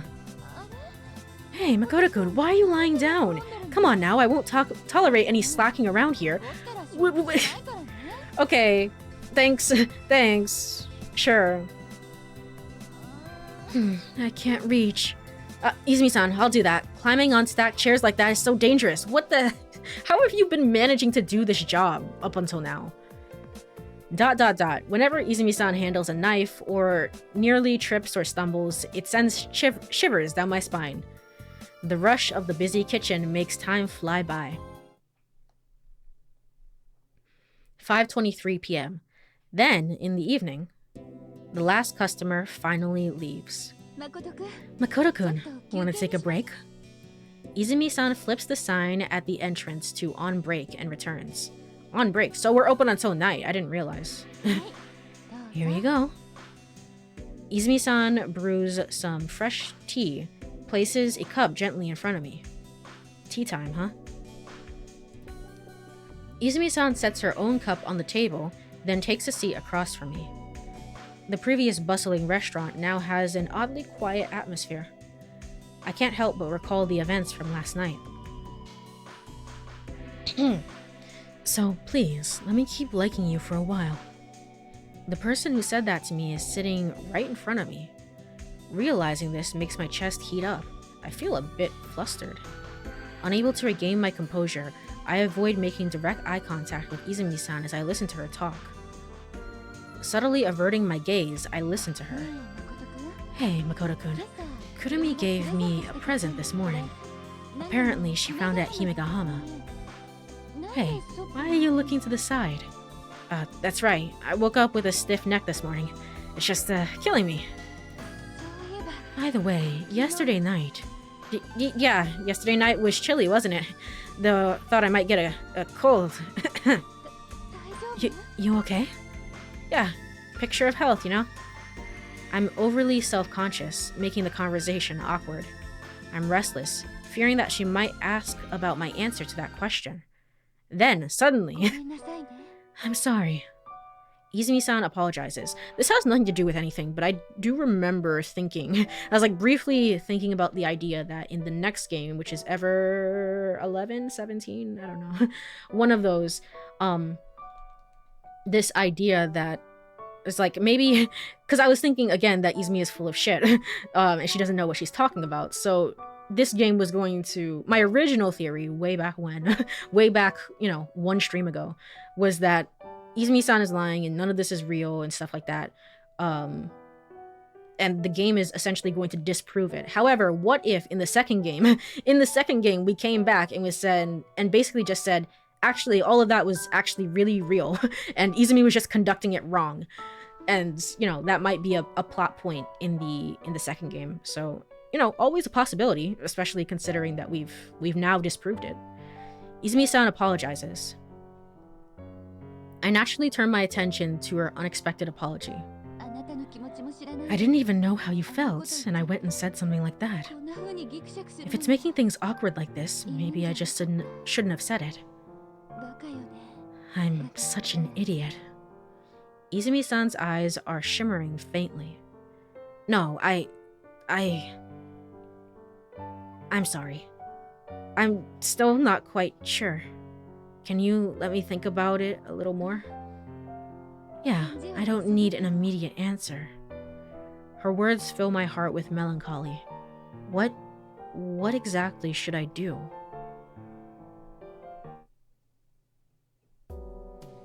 Eventually, it's closing time. In the end, Luna Beach's business hours conclude without any incidents. Nothing happened to Izumi-san.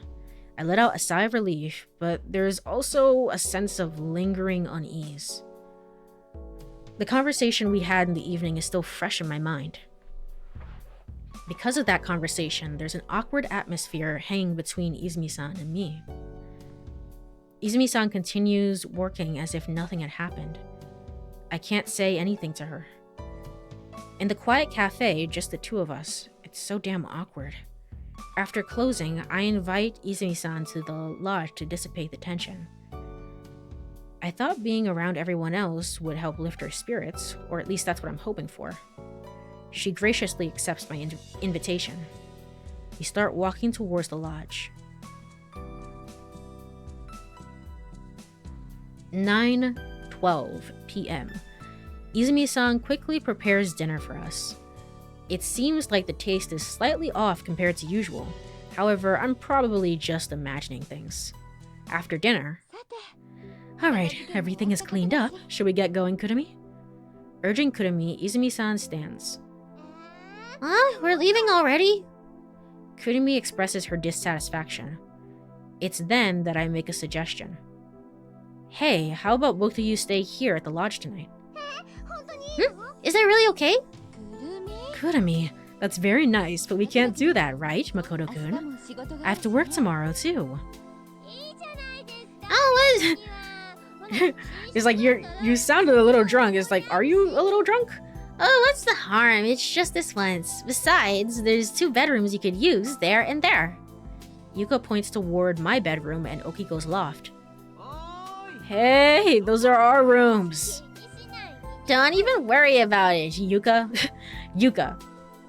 Really, Izumi-san, you don't need to worry a bit. We'll do our best to wake up early tomorrow. I plead earnestly. I don't want Izumi-san to leave. In just 3 hours, the date will change. I need her to stay within my sight.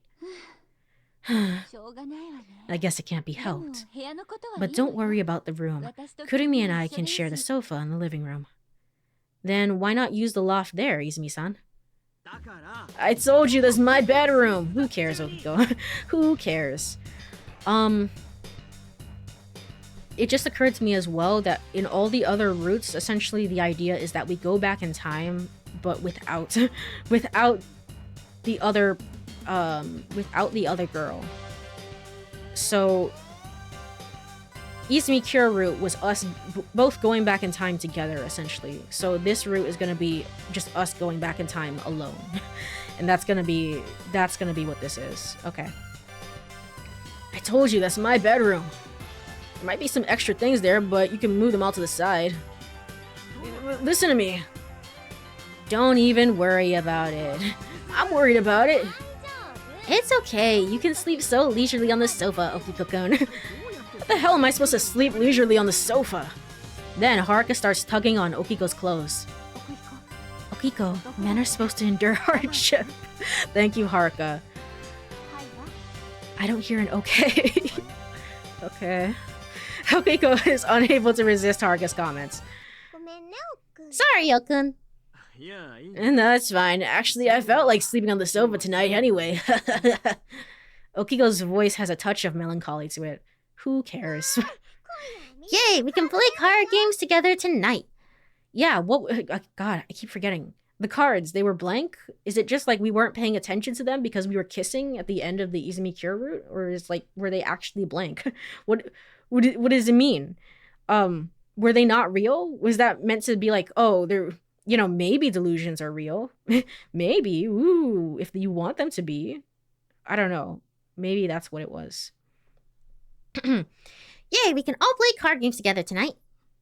Kurumi's ecstatic, running around the room. Seeing her excitement, Izumi-san scrunches her forehead in resignation. All right. April 6th, Saturday. 12:27 a.m. Playing cards turns out to be even more exciting than I expected. Everyone has only just gone to bed. Yuka and Haruka go to their respective rooms. Kurumi climbs to the loft.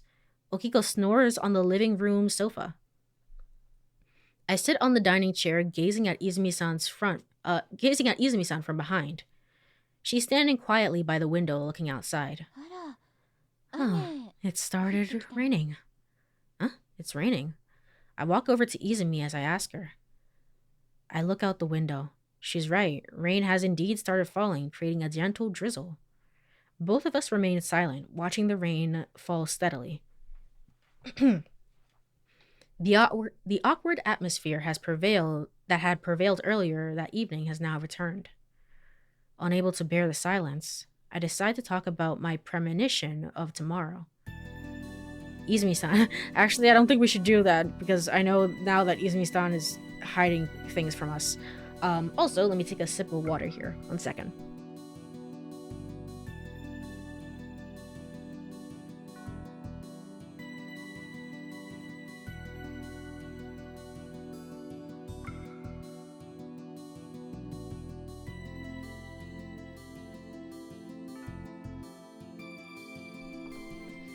Alright.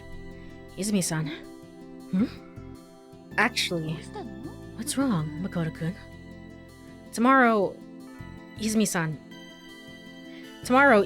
you might die. Huh? So please be careful. Don't step a foot outside tomorrow. Hey, just what are you saying? Please trust me. Makoto-kun, I need you to trust me. Another silence falls over us.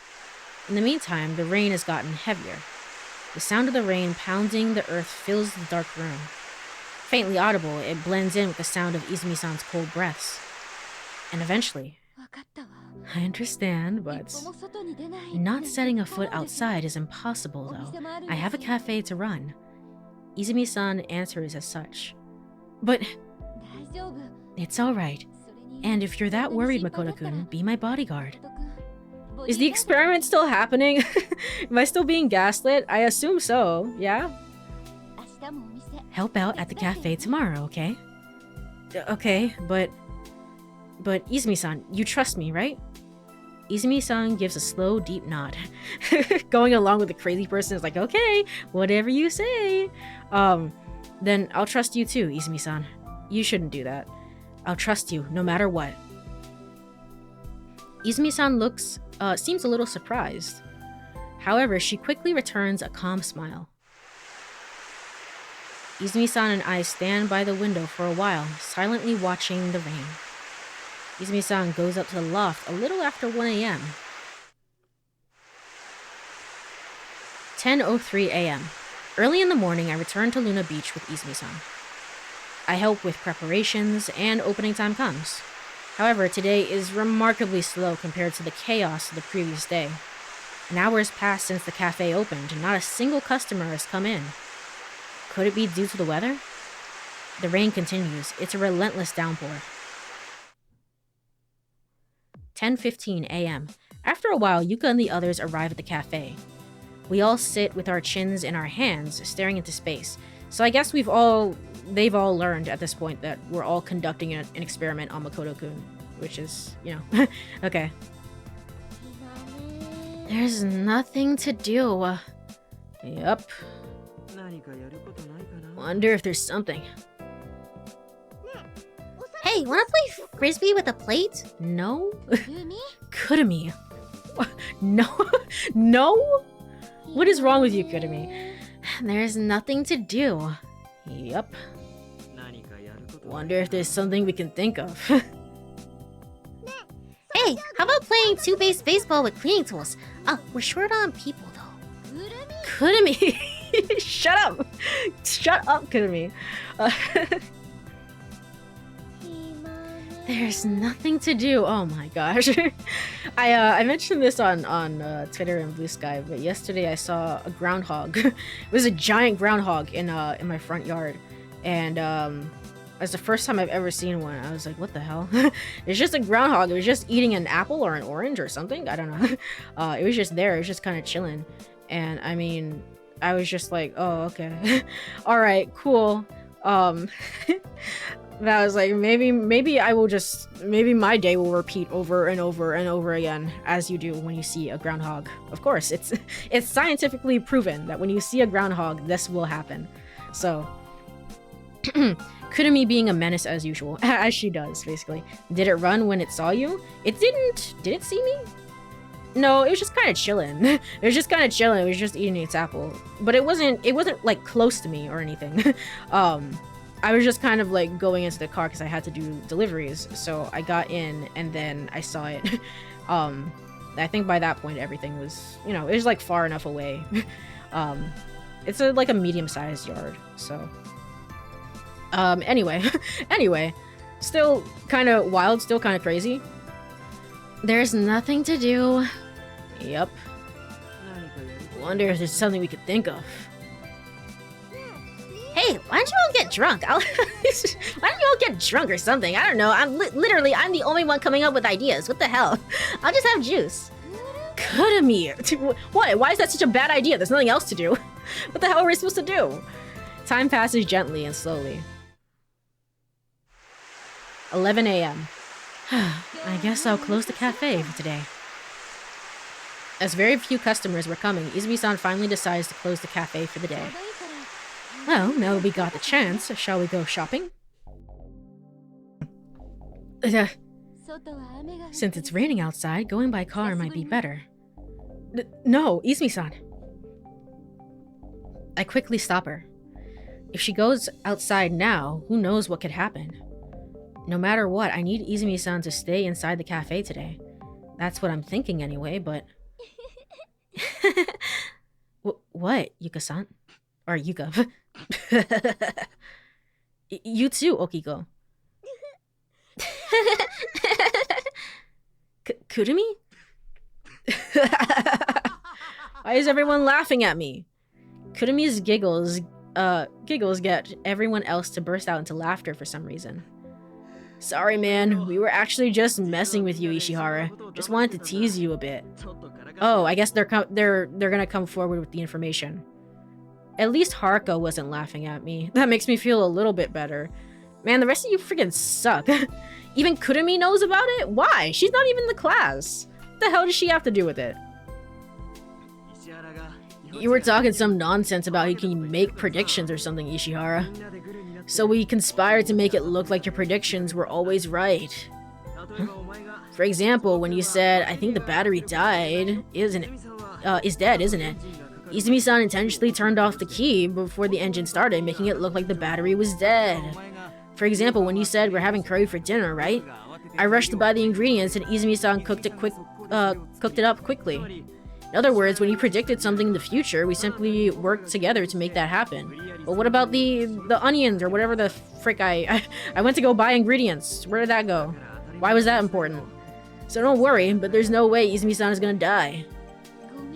I'm sorry, Makoto-kun. Oh, okay. Cool. That's really neat and awesome. that decided to happen.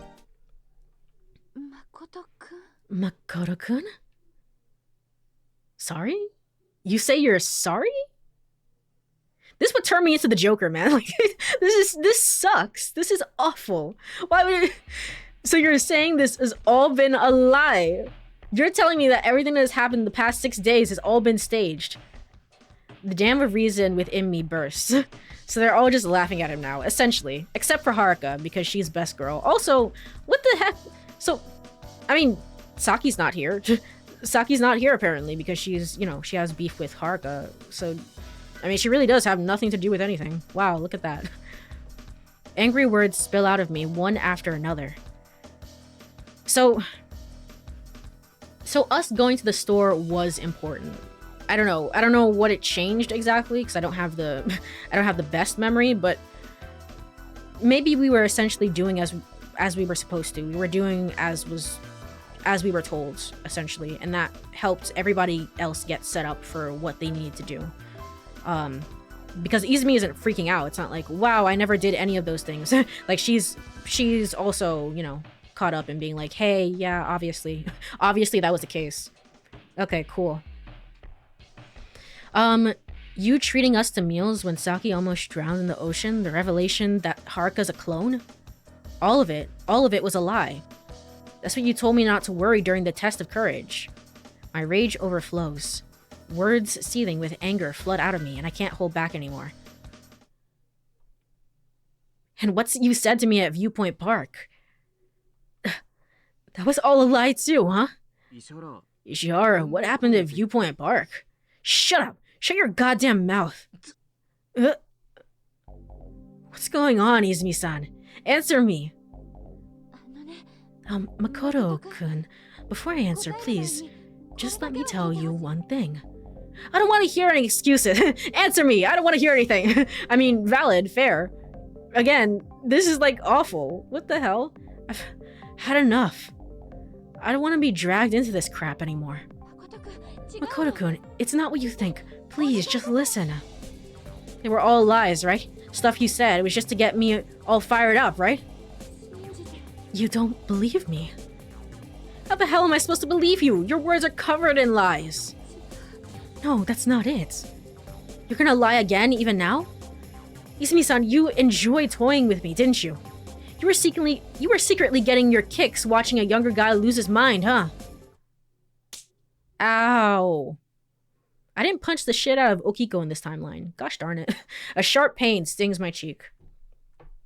A trembling Izumi-san still has her hand raised. Her eyes are filled with tears. Goodbye.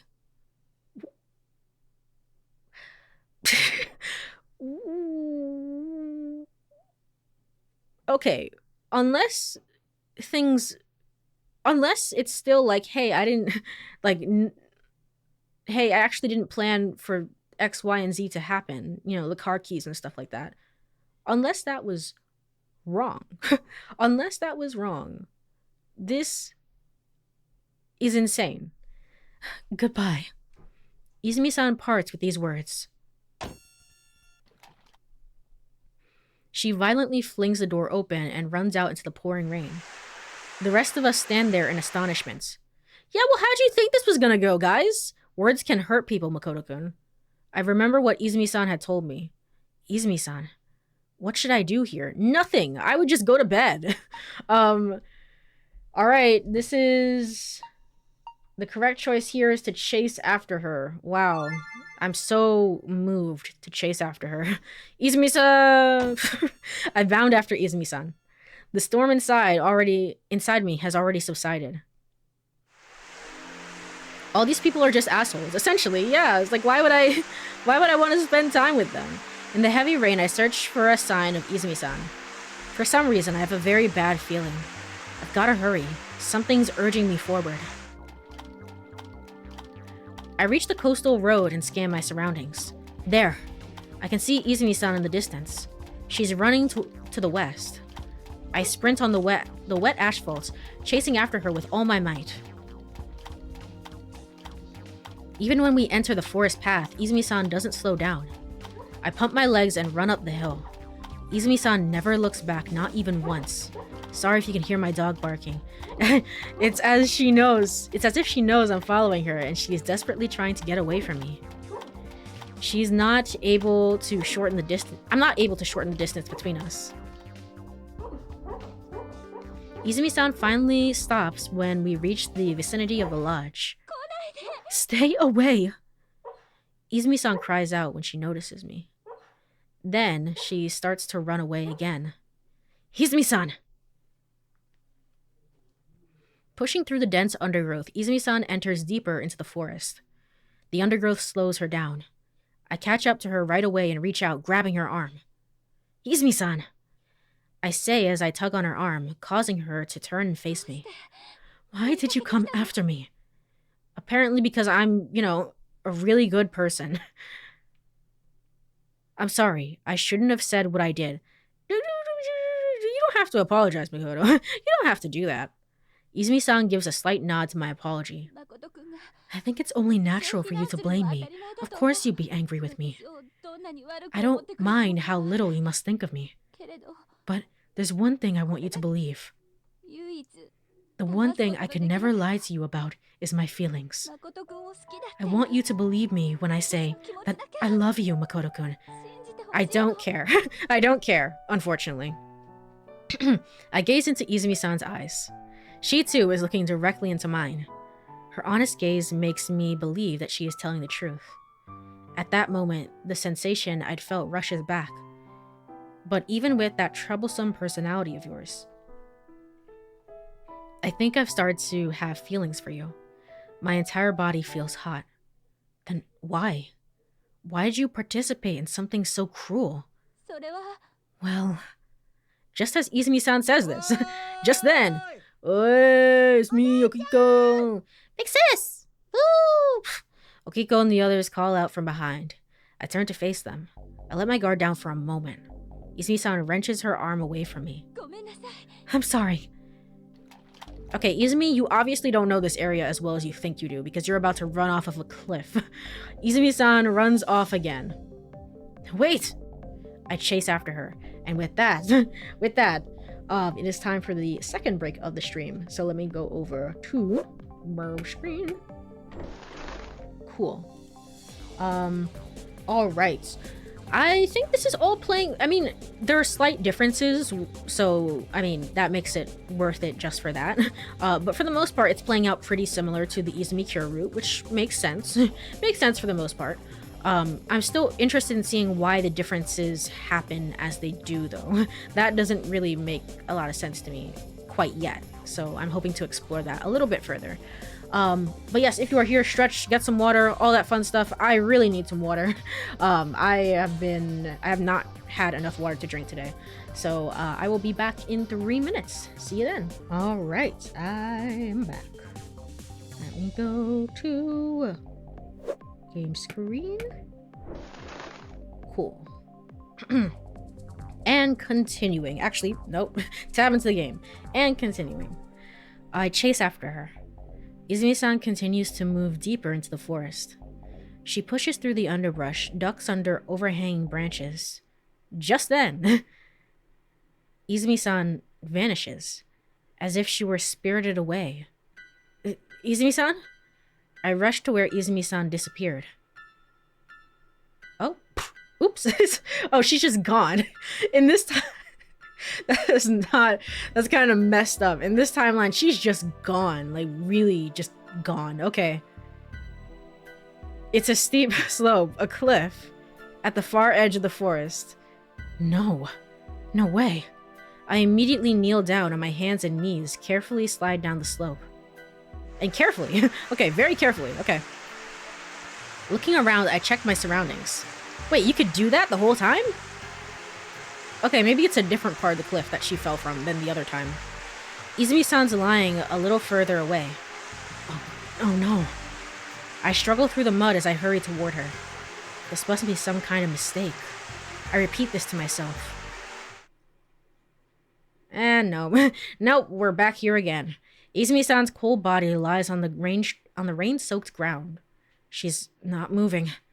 Her limp hand grasps a small, glowing object. The bell. It's that bell. That friggin' bell. As soon as I see it, I suddenly remember. Kurumi's words when we were crab hunting. I found something interesting.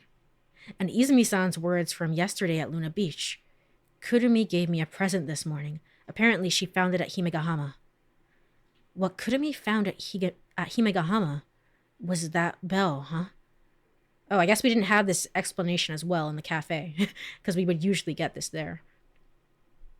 Eventually, as if it were slipping gently through her palm, the bell drops and time melts away. I hold Izumi-san in my arms, trembling violently as I sob into her back. Her skin feels damp and cold in my arms. Her translucent cheeks seem so delicate, like they would break at the slightest touch. It's as if she were a fragile glass doll. So please, let me keep liking you for a while. Her poignant words echo in my mind. Izumi-san. Now, I finally realize. It wasn't just Izumi-san who had lied. I deceived Izumi-san too. Did you? I was afraid. The goddess's words had been far too kind for me to accept. Nah, I don't like this Makoto. I don't like this Makoto, because this is just like simp Makoto now. I don't like this. I don't like this. This is ridiculous. What are you talking about? I couldn't bring myself to embrace them wholeheartedly. You just met her. I loved Izumi. I loved her. I loved her so much. Why couldn't I tell her that? Why? Only a heavy, raspy voice lingers in the air. My deep sorrow and self-loathing grows. My fury, seemingly about to burst, robs me of my reason. With my rationality gone, I'm no longer myself. Amid the raging downpour, I eventually lose consciousness. Lose consciousness. There we go. Yay, we're going back in time. Woo! I drove away, kicking the legs aside, staring into space, disoriented, familiar ceiling. What? It's my room at the lodge. I'm utterly confused. Just a moment. I was with Izumi-san. Was this a dream? A coincidence? Nah, it couldn't be. Maybe, just maybe, I might have lost consciousness. Check my watch. Wait, how? It's the 1st of Monday? There's no mistake. I look out the window. I hadn't grasped the situation, but time travel. I utter the words in my head. Nonsense. I can't accept the idea. Oh, okay. I guess you got to that conclusion very quickly. I don't know if you did that in the other routes.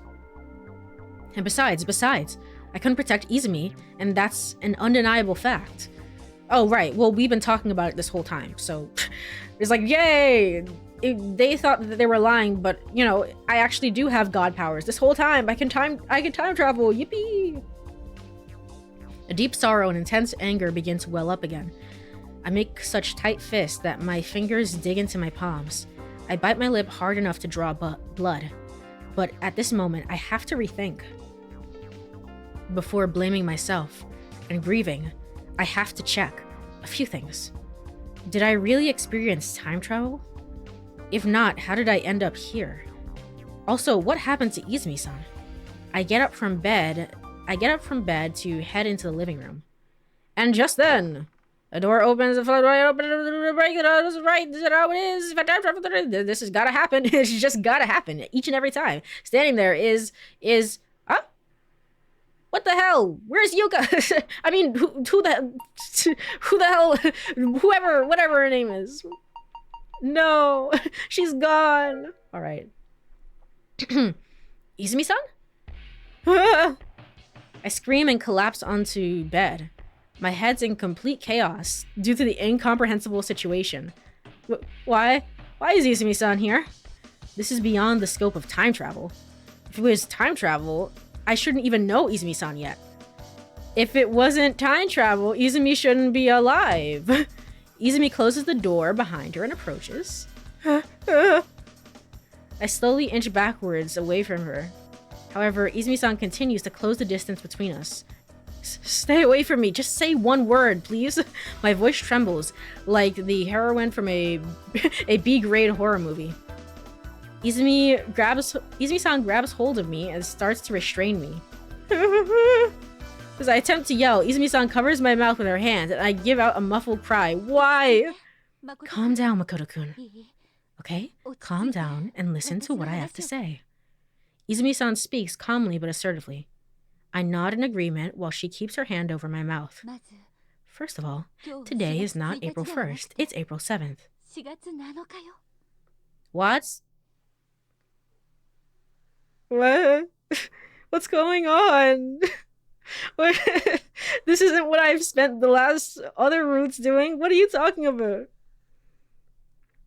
Huh? Actually, Izumi begins to speak. It turns out that when Izumi... No. No, are they still going through with the experiment? Why would they do that? It turns out that when Izumi-san fell from the cliff, she had only lost consciousness. I too passed out afterwards and was brought back to the lodge by Okiko and the others. I mean, good on them for finding us, I guess. In other words, I've been asleep for a whole day. However, what surprises me the most is that I once again almost fallen for Okiko's lies. So this is how things took place. What is going on? Am I supposed to believe the other routes now, or is that... I don't know. I don't know. Okiko and the others who had been chasing us found us lying at the foot of the cliff. Izumi-san woke up after a while, but I showed no signs of coming to. They brought me back to the lodge and had a doctor examine me, only to find that there was nothing significant. So you kept on doing the experiment. Just keep on going with it. Just keep on going through the motions. Sure. Even though they so willingly brought up the information of like, hey, we're playing, you know, we're doing an experiment on you specifically. They so willingly offer up that information, and yet they're just gonna go back and just redo it, reset everything. Okay, just continue on with it. I'd merely lost consciousness due to exhaustion and emotional shock, but the doctor expected I'd wake up the next morning. I mean, this can't be right for the other routes, right? Unless I just... Yeah, because I saw Kurumi die. That was really real. And I saw, like... Saki jumps off a cliff. Like, I saw her die. That's really real. Haruka had a doctor examine her. Like, she really, really dies. Yuka, again, really, really dies. So... Even though apparently Izumi does not die, at least not here, but in the cure route she did. Okay. Alright, sure. I had merely lost consciousness due to exhaustion and emotional shock, but the doctor expected I'd wake up the next morning. However, it's that very incident that gave Okiko an interesting idea. To pretend today was April 1st one more time and repeat the same activities. As well as set the date on my watch back to the 1st when I was out cold. You people are sick. Sick. Don't we have to leave the lodge anyway? However, Izumi-san couldn't bear to continue deceiving me, so she is quietly explaining everything to me. Furthermore, Izumi-san had a legitimate reason for deceiving me. In simple terms, she's being blackmailed by Okiko. What? If you don't do what I say, I'll reveal Kurumi's secret. What? What? Why do you know about that? Aren't you our teacher? What the heck? Can't you give him a failing grade for blackmailing you? I don't know.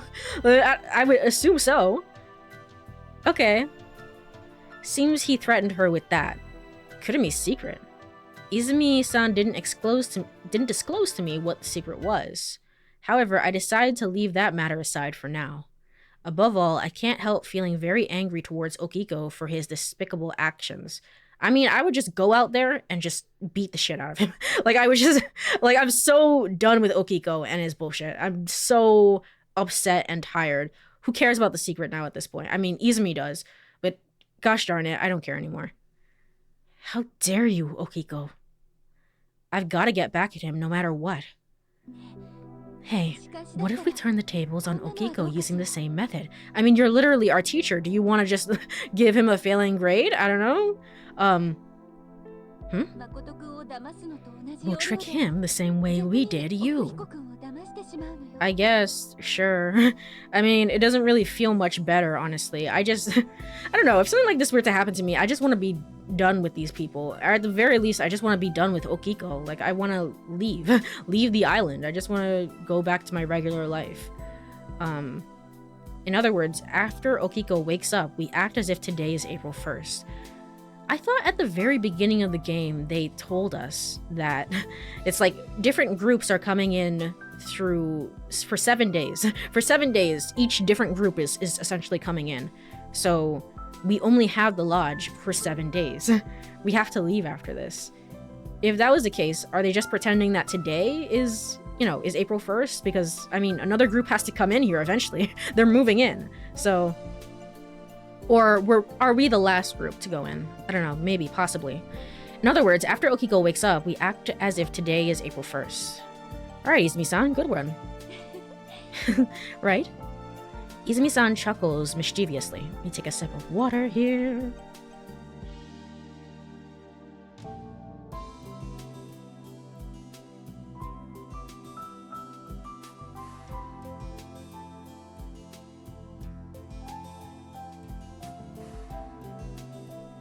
Alright, continuing.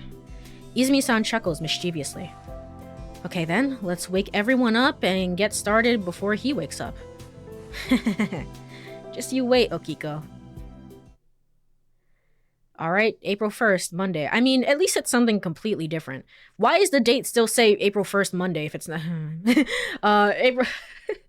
April 9:17 a.m. April 1st, which is really just the 7th, but okay.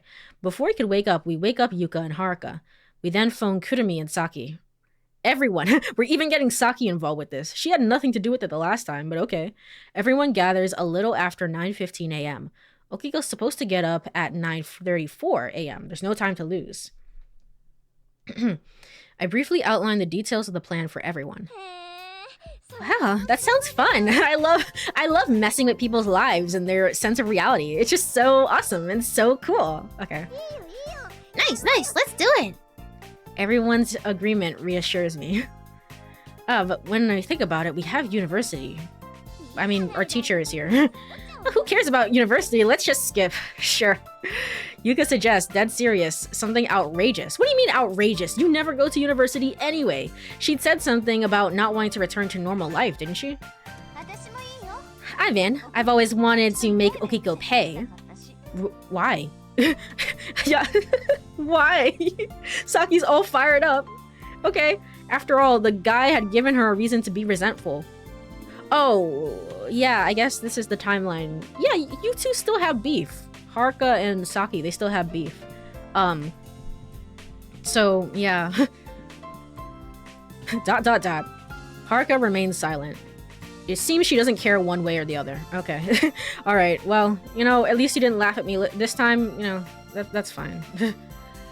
And since everyone had planned to deceive me on Okiko's behalf, they had no reason to object. Everyone, including Saki?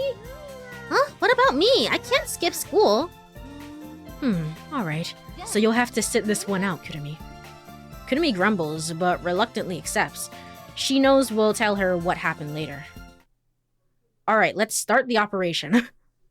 I guess we can just do that. Kurumi goes to school on this island? I'm so confused. I thought things were different. I mean, she said she was staying here for summer vacation. I thought...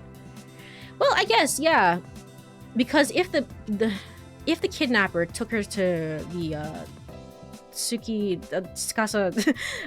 Tokitsukasa shrine, I guess he must have been in the area.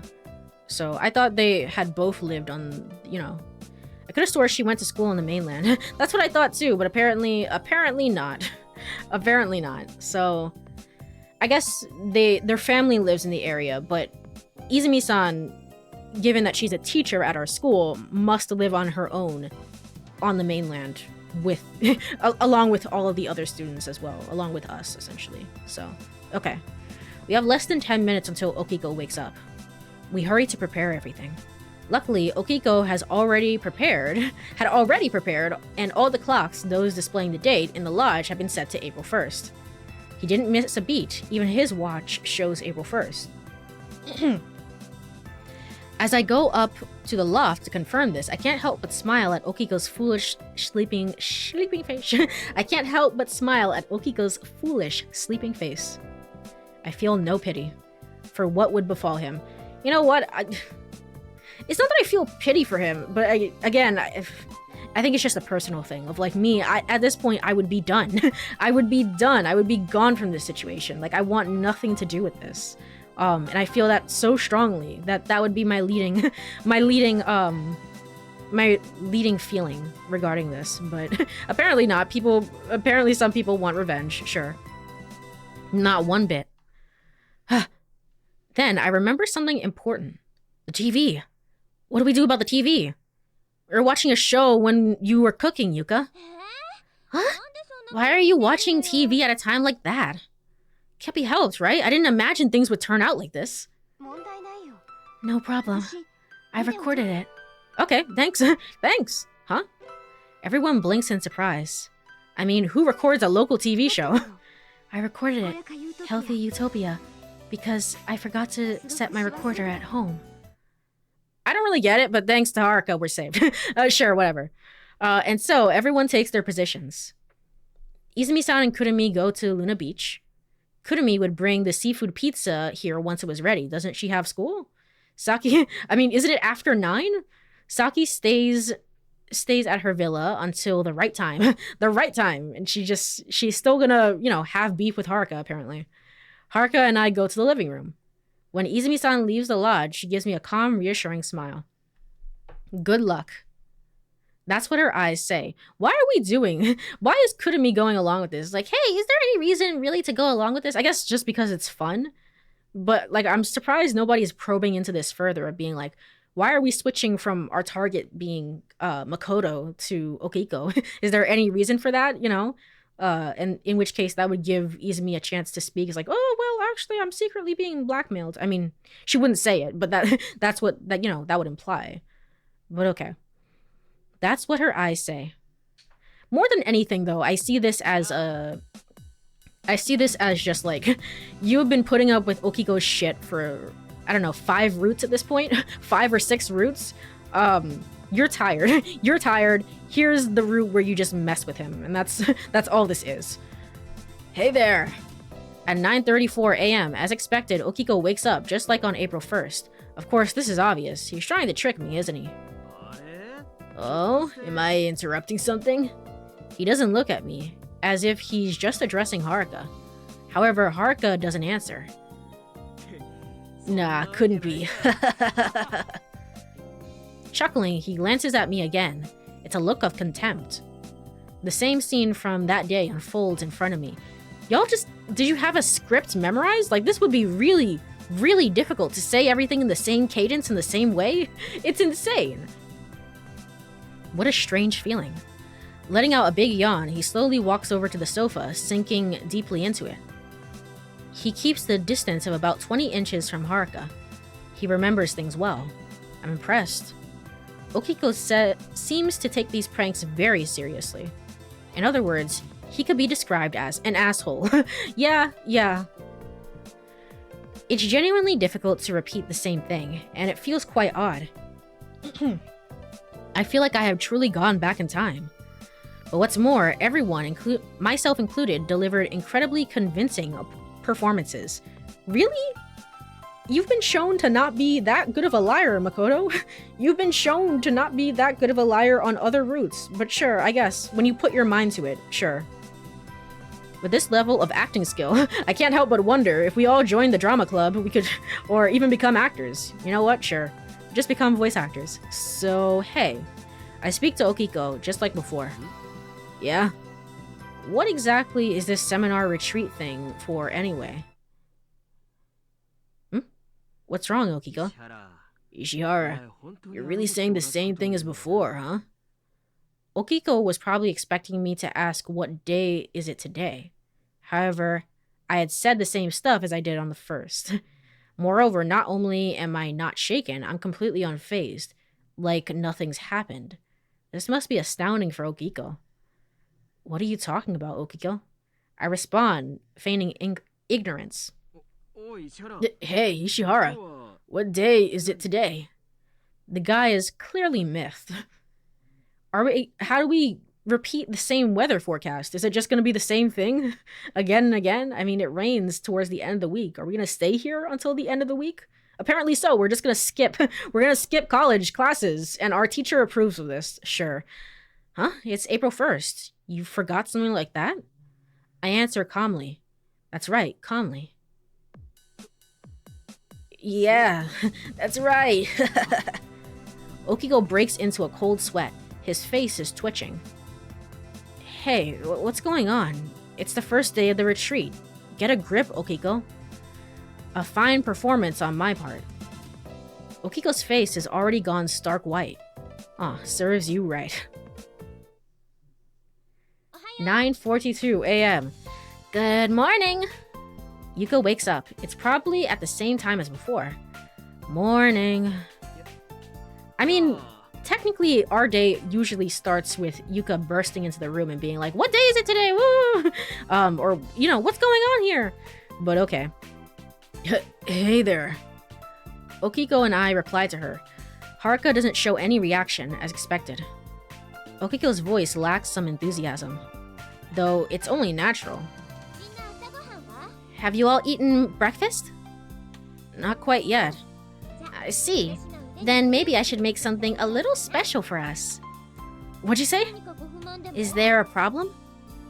Yuka's quite something too. The same scenario is smoothly playing out. Huh? The same scenario? Wait a second. The same stuff is gonna happen as before, right? I'm gonna have to eat Yuka's cooking? Yeah, you didn't think about that before? You didn't think about that before, you little goober?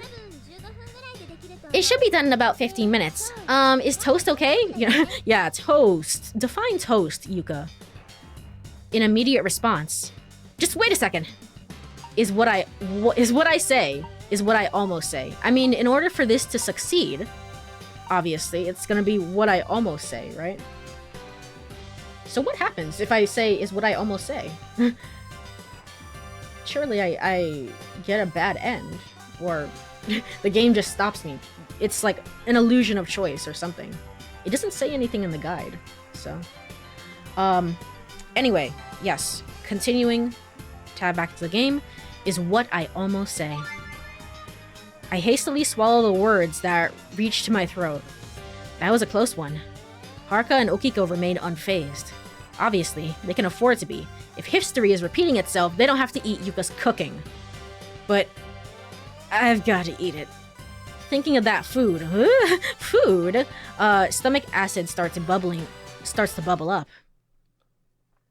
10:55 a.m. We watch the local TV show Healthy Utopia and wait for Yuka to finish cooking. Of course, this show isn't currently broadcasting. What's on the screen is the video Haruka recorded. He is surprised yet again when the show comes on. Is Okiko's brain really that slow? It's like, if you were a part of this experiment, wouldn't you have planned this before and then have known about the TV being recorded anyway? Shouldn't you have known about Haruka's recording, essentially? But sure, okay. Finally, this seems to be the tipping point, and Okiko can't help but believe that today is indeed April 1st. Sorry to keep you waiting. Soon the meal is ready. Your food is ready on the table. Have a seat. Even after hearing these words, no one stands up. Understandable, everyone knows how it's gonna turn out. What's wrong, everyone? Aren't you all hungry? That's right, we're just starving. Alright, let's go everyone.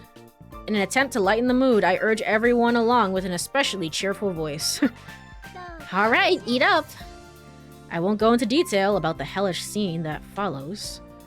It's probably self-explanatory. And then I died. Yay. Alright. 11:31 a.m. I let out an audible groan. I'm feeling queasy, and something seems to be rising up from the back of my throat. Once again, I become a victim of Yuka's cooking. I sink deep into the sofa, staring at the living room ceiling, and vow to never let Yuka cook for me again. This marks the 42nd time I've made such a promise. But you remember this part! You remember this line! What?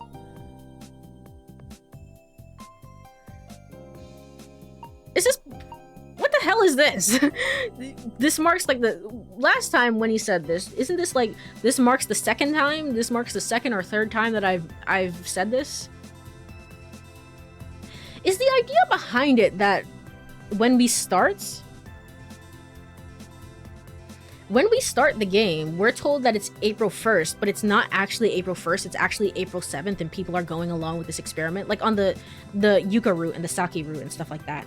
So we're actually playing through April 7th, and we can never make it all the way, basically, to the 13th, right? And we're never making it to the 14th, I think, is what we're saying? Is that what we're saying?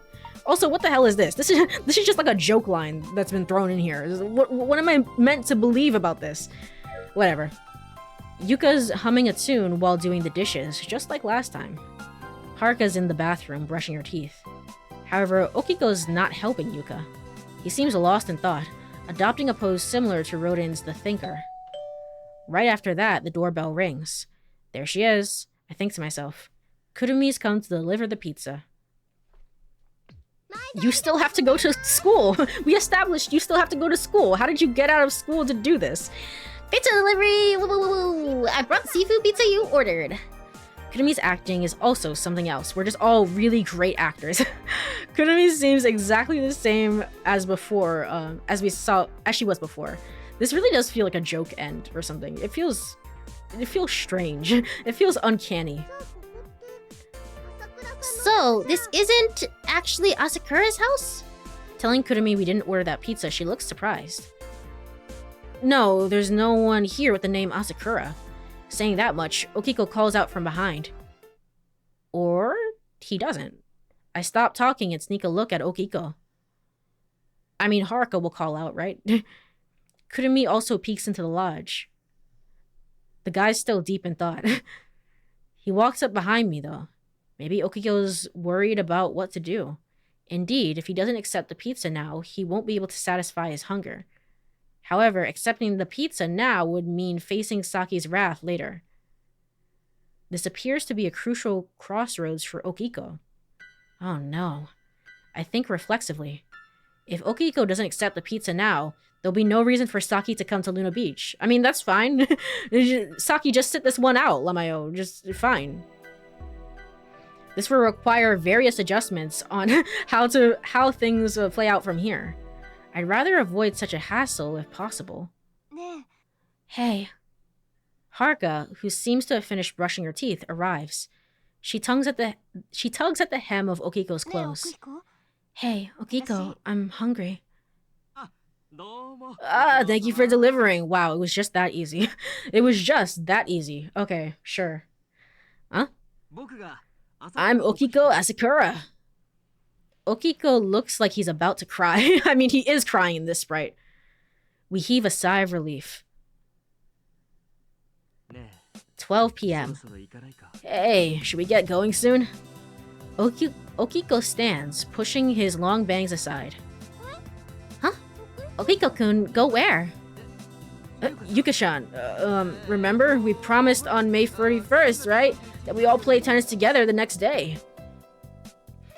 The fact that he said March 31st as opposed to yesterday sounds like he time traveled. Nice. Okiko doesn't have the sense that March 31st is yesterday, but I guess that's true for all of us. However, that's when I glare at Yuka. Yuka, don't forget what you said last time. I mean, I don't even remember. How are you all so good at remembering your lines? That's right. I totally forgot. Get it together, Yuka-chan. Yeah, I really wish she would. Yuka looks at me with apologetic eyes. Fortunately, Okiko doesn't seem to be suspicious. Alright, everyone, let's get ready. 12:19 p.m. And so we arrive at the tennis court. Okay, let's play. Yuka hands each of us one of the 4 rackets she borrowed from the court's manager, practically thrusting them upon us. Innocent joy fills her sparkling eyes. And then... I'll pass. Haruka rests the racket she just received against the bench. Huh? Then Haruka-chan, shall we go to the beach? Okiko's trying to lure Haruka out, making the most of the opportunity. Let's go. You want to go to the beach, right, Haruka-chan? Well, if it's the same history, Haruka should indeed want to go to the beach at this point. I know why, Haruka-chan. why you want to go there, and do you know why I know something like that? Could it be? Is Okiko trying to use this situation to his advantage? Oh boy, it's getting hard to tell whether we're fooling him, what we're fooling him for. True. What's up? I want to go fishing. Huh? Okiko's dumbfounded. Nice, Haruka. You're the best. Why? Fishing sounds more fun. But Haruka-chan, you've never been fishing before, right? Why do you know that? Well, I told you. I can tell everything you're thinking, Haruka-chan. Then tell me what I'm thinking right now. Okay then. What you're thinking right now, Haruka-chan, is Okiko-kun can see right through me. How lovely, right? Wrong. Are? What I'm thinking right now is I really don't want Okiko to follow me. Wow. Wow. Amazing. Nice. So why are you doing this to him? I think I missed that bit. We're essentially doing this because to mess with him. Just to mess with him. This is kind of, to me, it reads like the joke ending, essentially, of just like, whatever. You've been putting up with Okiko's shit for way too long. He also apparently has Izumi blackmailed or whatever, I don't know. Don't worry about it. It's the joke ending, we're just having fun, we're just messing up Okiko's entire life, apparently. I'm not really enjoying it so far, to be quite honest, because again, like I would kind of be just done with the situation entirely. I would not want revenge, I just want to go home. But that's just me personally. What? That's gotta burn, Okiko. Watching Okiko stand there flabbergasted, I struggled to contain my laughter. Then we'll stay here. Yuka gives up, figuring out there's nothing she can do. Let's see, if I can recall correctly, I'm supposed to go with Haruka-chan to the beach, aren't I? It's best to stick to how things went before, at least I think so. Even though as soon as Haruka said she wanted to go fishing, history had already changed. Hey, wait a second, Yuka. I still haven't...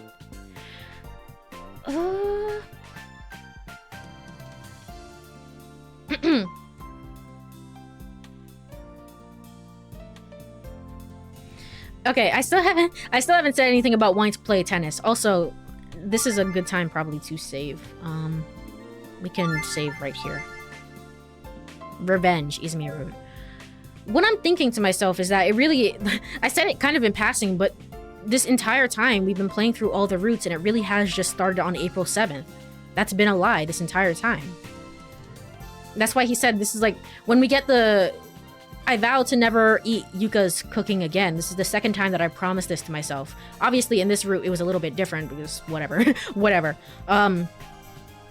But when he said that, it's like, huh? The second? How can I say that? It's because they literally set up the prank to do that, I think. I think they've been going through with the experiment this entire time. Except for on the Izumi Cure route. So basically the dates that have been shown at the beginning of each of the days have just been a lie. It's all literally a lie. But we do actually go back in time. I don't know if we go back to like the actual April 1st or if we go back to the April 7th. I would assume probably April 7th. It doesn't really matter. It doesn't really matter if we're repeating the same script over and over again. That is insane. That's crazy. Okay. Okay, sure. Anyway, I have saved. I have saved and I'm gonna go to the title for here. And that today was Never 7, the end of Infinity. We learned so much, I feel like, in the span of just one stream that I feel like I'm not really sure how to process everything. I definitely have to think about things off stream. But from the Cure route, we learned that indeed time travel is real and Izumi's like delusion theory is not real, at least not in this game, but I have a theory that maybe it will be real for Ever 11 or whatever. And then we solved everything there. That was all normal and good and well and whatever. The game was just basically like baiting you into thinking that the delusions were real and then was like, lmao got him, and that's what that was. And then we started the regular Izumi route, and what we have learned from that, is genuinely that the day has been wrong. Unless I'm wrong about this. It's not like the game is like outright confirmed it, but I genuinely think that we go through a loop. we don't actually go through a loop. That's the point. We don't go through a loop at all. It's just all of our friends messing with us for the sake of the experiment. And then from there, I do actually really time travel. And so I'm repeating this on a third loop somehow. I don't know how that affects the Yuka route in retrospect, because I mean Yuka goes back in time with us. And how that affects the Yuka cure route, I don't know. I don't know. But that's what's going on. This entire route is throwing me, honestly. Just everything about the Izumi route is really friggin' weird. Why is this called the Izumi route anyway? We seem to be spending more time with Okiko, to be quite honest. I guess because we're keeping her secret. Sure, whatever. But yes, I'm not enjoying this route so far, this particular route. The cure route, my initial thing is that I like it, but I have to think on it a little bit more. I have to think on that a little bit more. Like, I like it for what it is. I don't think it's mind-blowing or anything. I don't think it's like, wow, this is amazing or anything. But it's like, yeah, I like it for what it is. But I do have to sit on that and think about it a little bit more. My thought about the Izumi route is that I don't like it that much. I don't care much for getting revenge on, you know. And I also had to go back from doing the cure route. Obviously, the cure route you're supposed to do, I think, after. The game intends for you to do the Izumi route first, and then go back and do the Izumi cure route. For whatever reason, the guide says, no, do the cure route first, and then do the Izumi route. And with that in mind, I think that explains a lot about, like, I feel like we are regressing in Izumi's character of, like, I learned to trust my sisters and tell them everything that they need to know, and it's like, no, I'm not gonna do that because I'm gonna keep secrets, and it's just like, gosh darn it. But that's not her fault. It's just the way that we played through the routes. So, anything else? Yeah, I don't know. We'll get through this route. We'll get through it, but still, it's not really my favorite personally. So. But all that said, let me go ahead and look for somebody to raid if anyone is online right now. Yippee!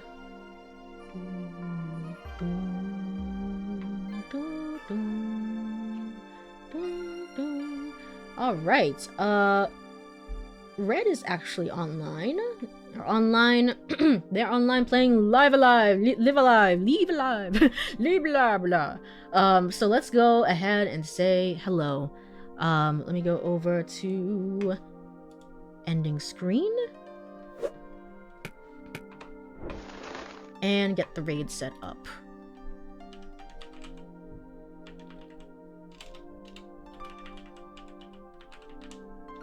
Is it set up? Is it correct? It's correct. Yay. Yay. Yippee. Alright, well, if you are here, thank you so much for hanging out for a little bit. I really appreciate it. I was a little bit low energy to stream today. Sorry, I'm still dealing with insomnia as per usual. That said, though, it was quite a stream as well. Me trying to, like, wrap my head around the idea of, like, Izumi, I think you're full of shit, and then it's like, oh no, you actually weren't full of shit, and it's like, oh wait, yes you were, and then, like, now we're just trying to prank Okiko because we can. So still things to think about there. But have a wonderful rest of your night, everyone. I'll be back tomorrow with some date everything to round out the week. Bye bye, bye bye, bye bye bye.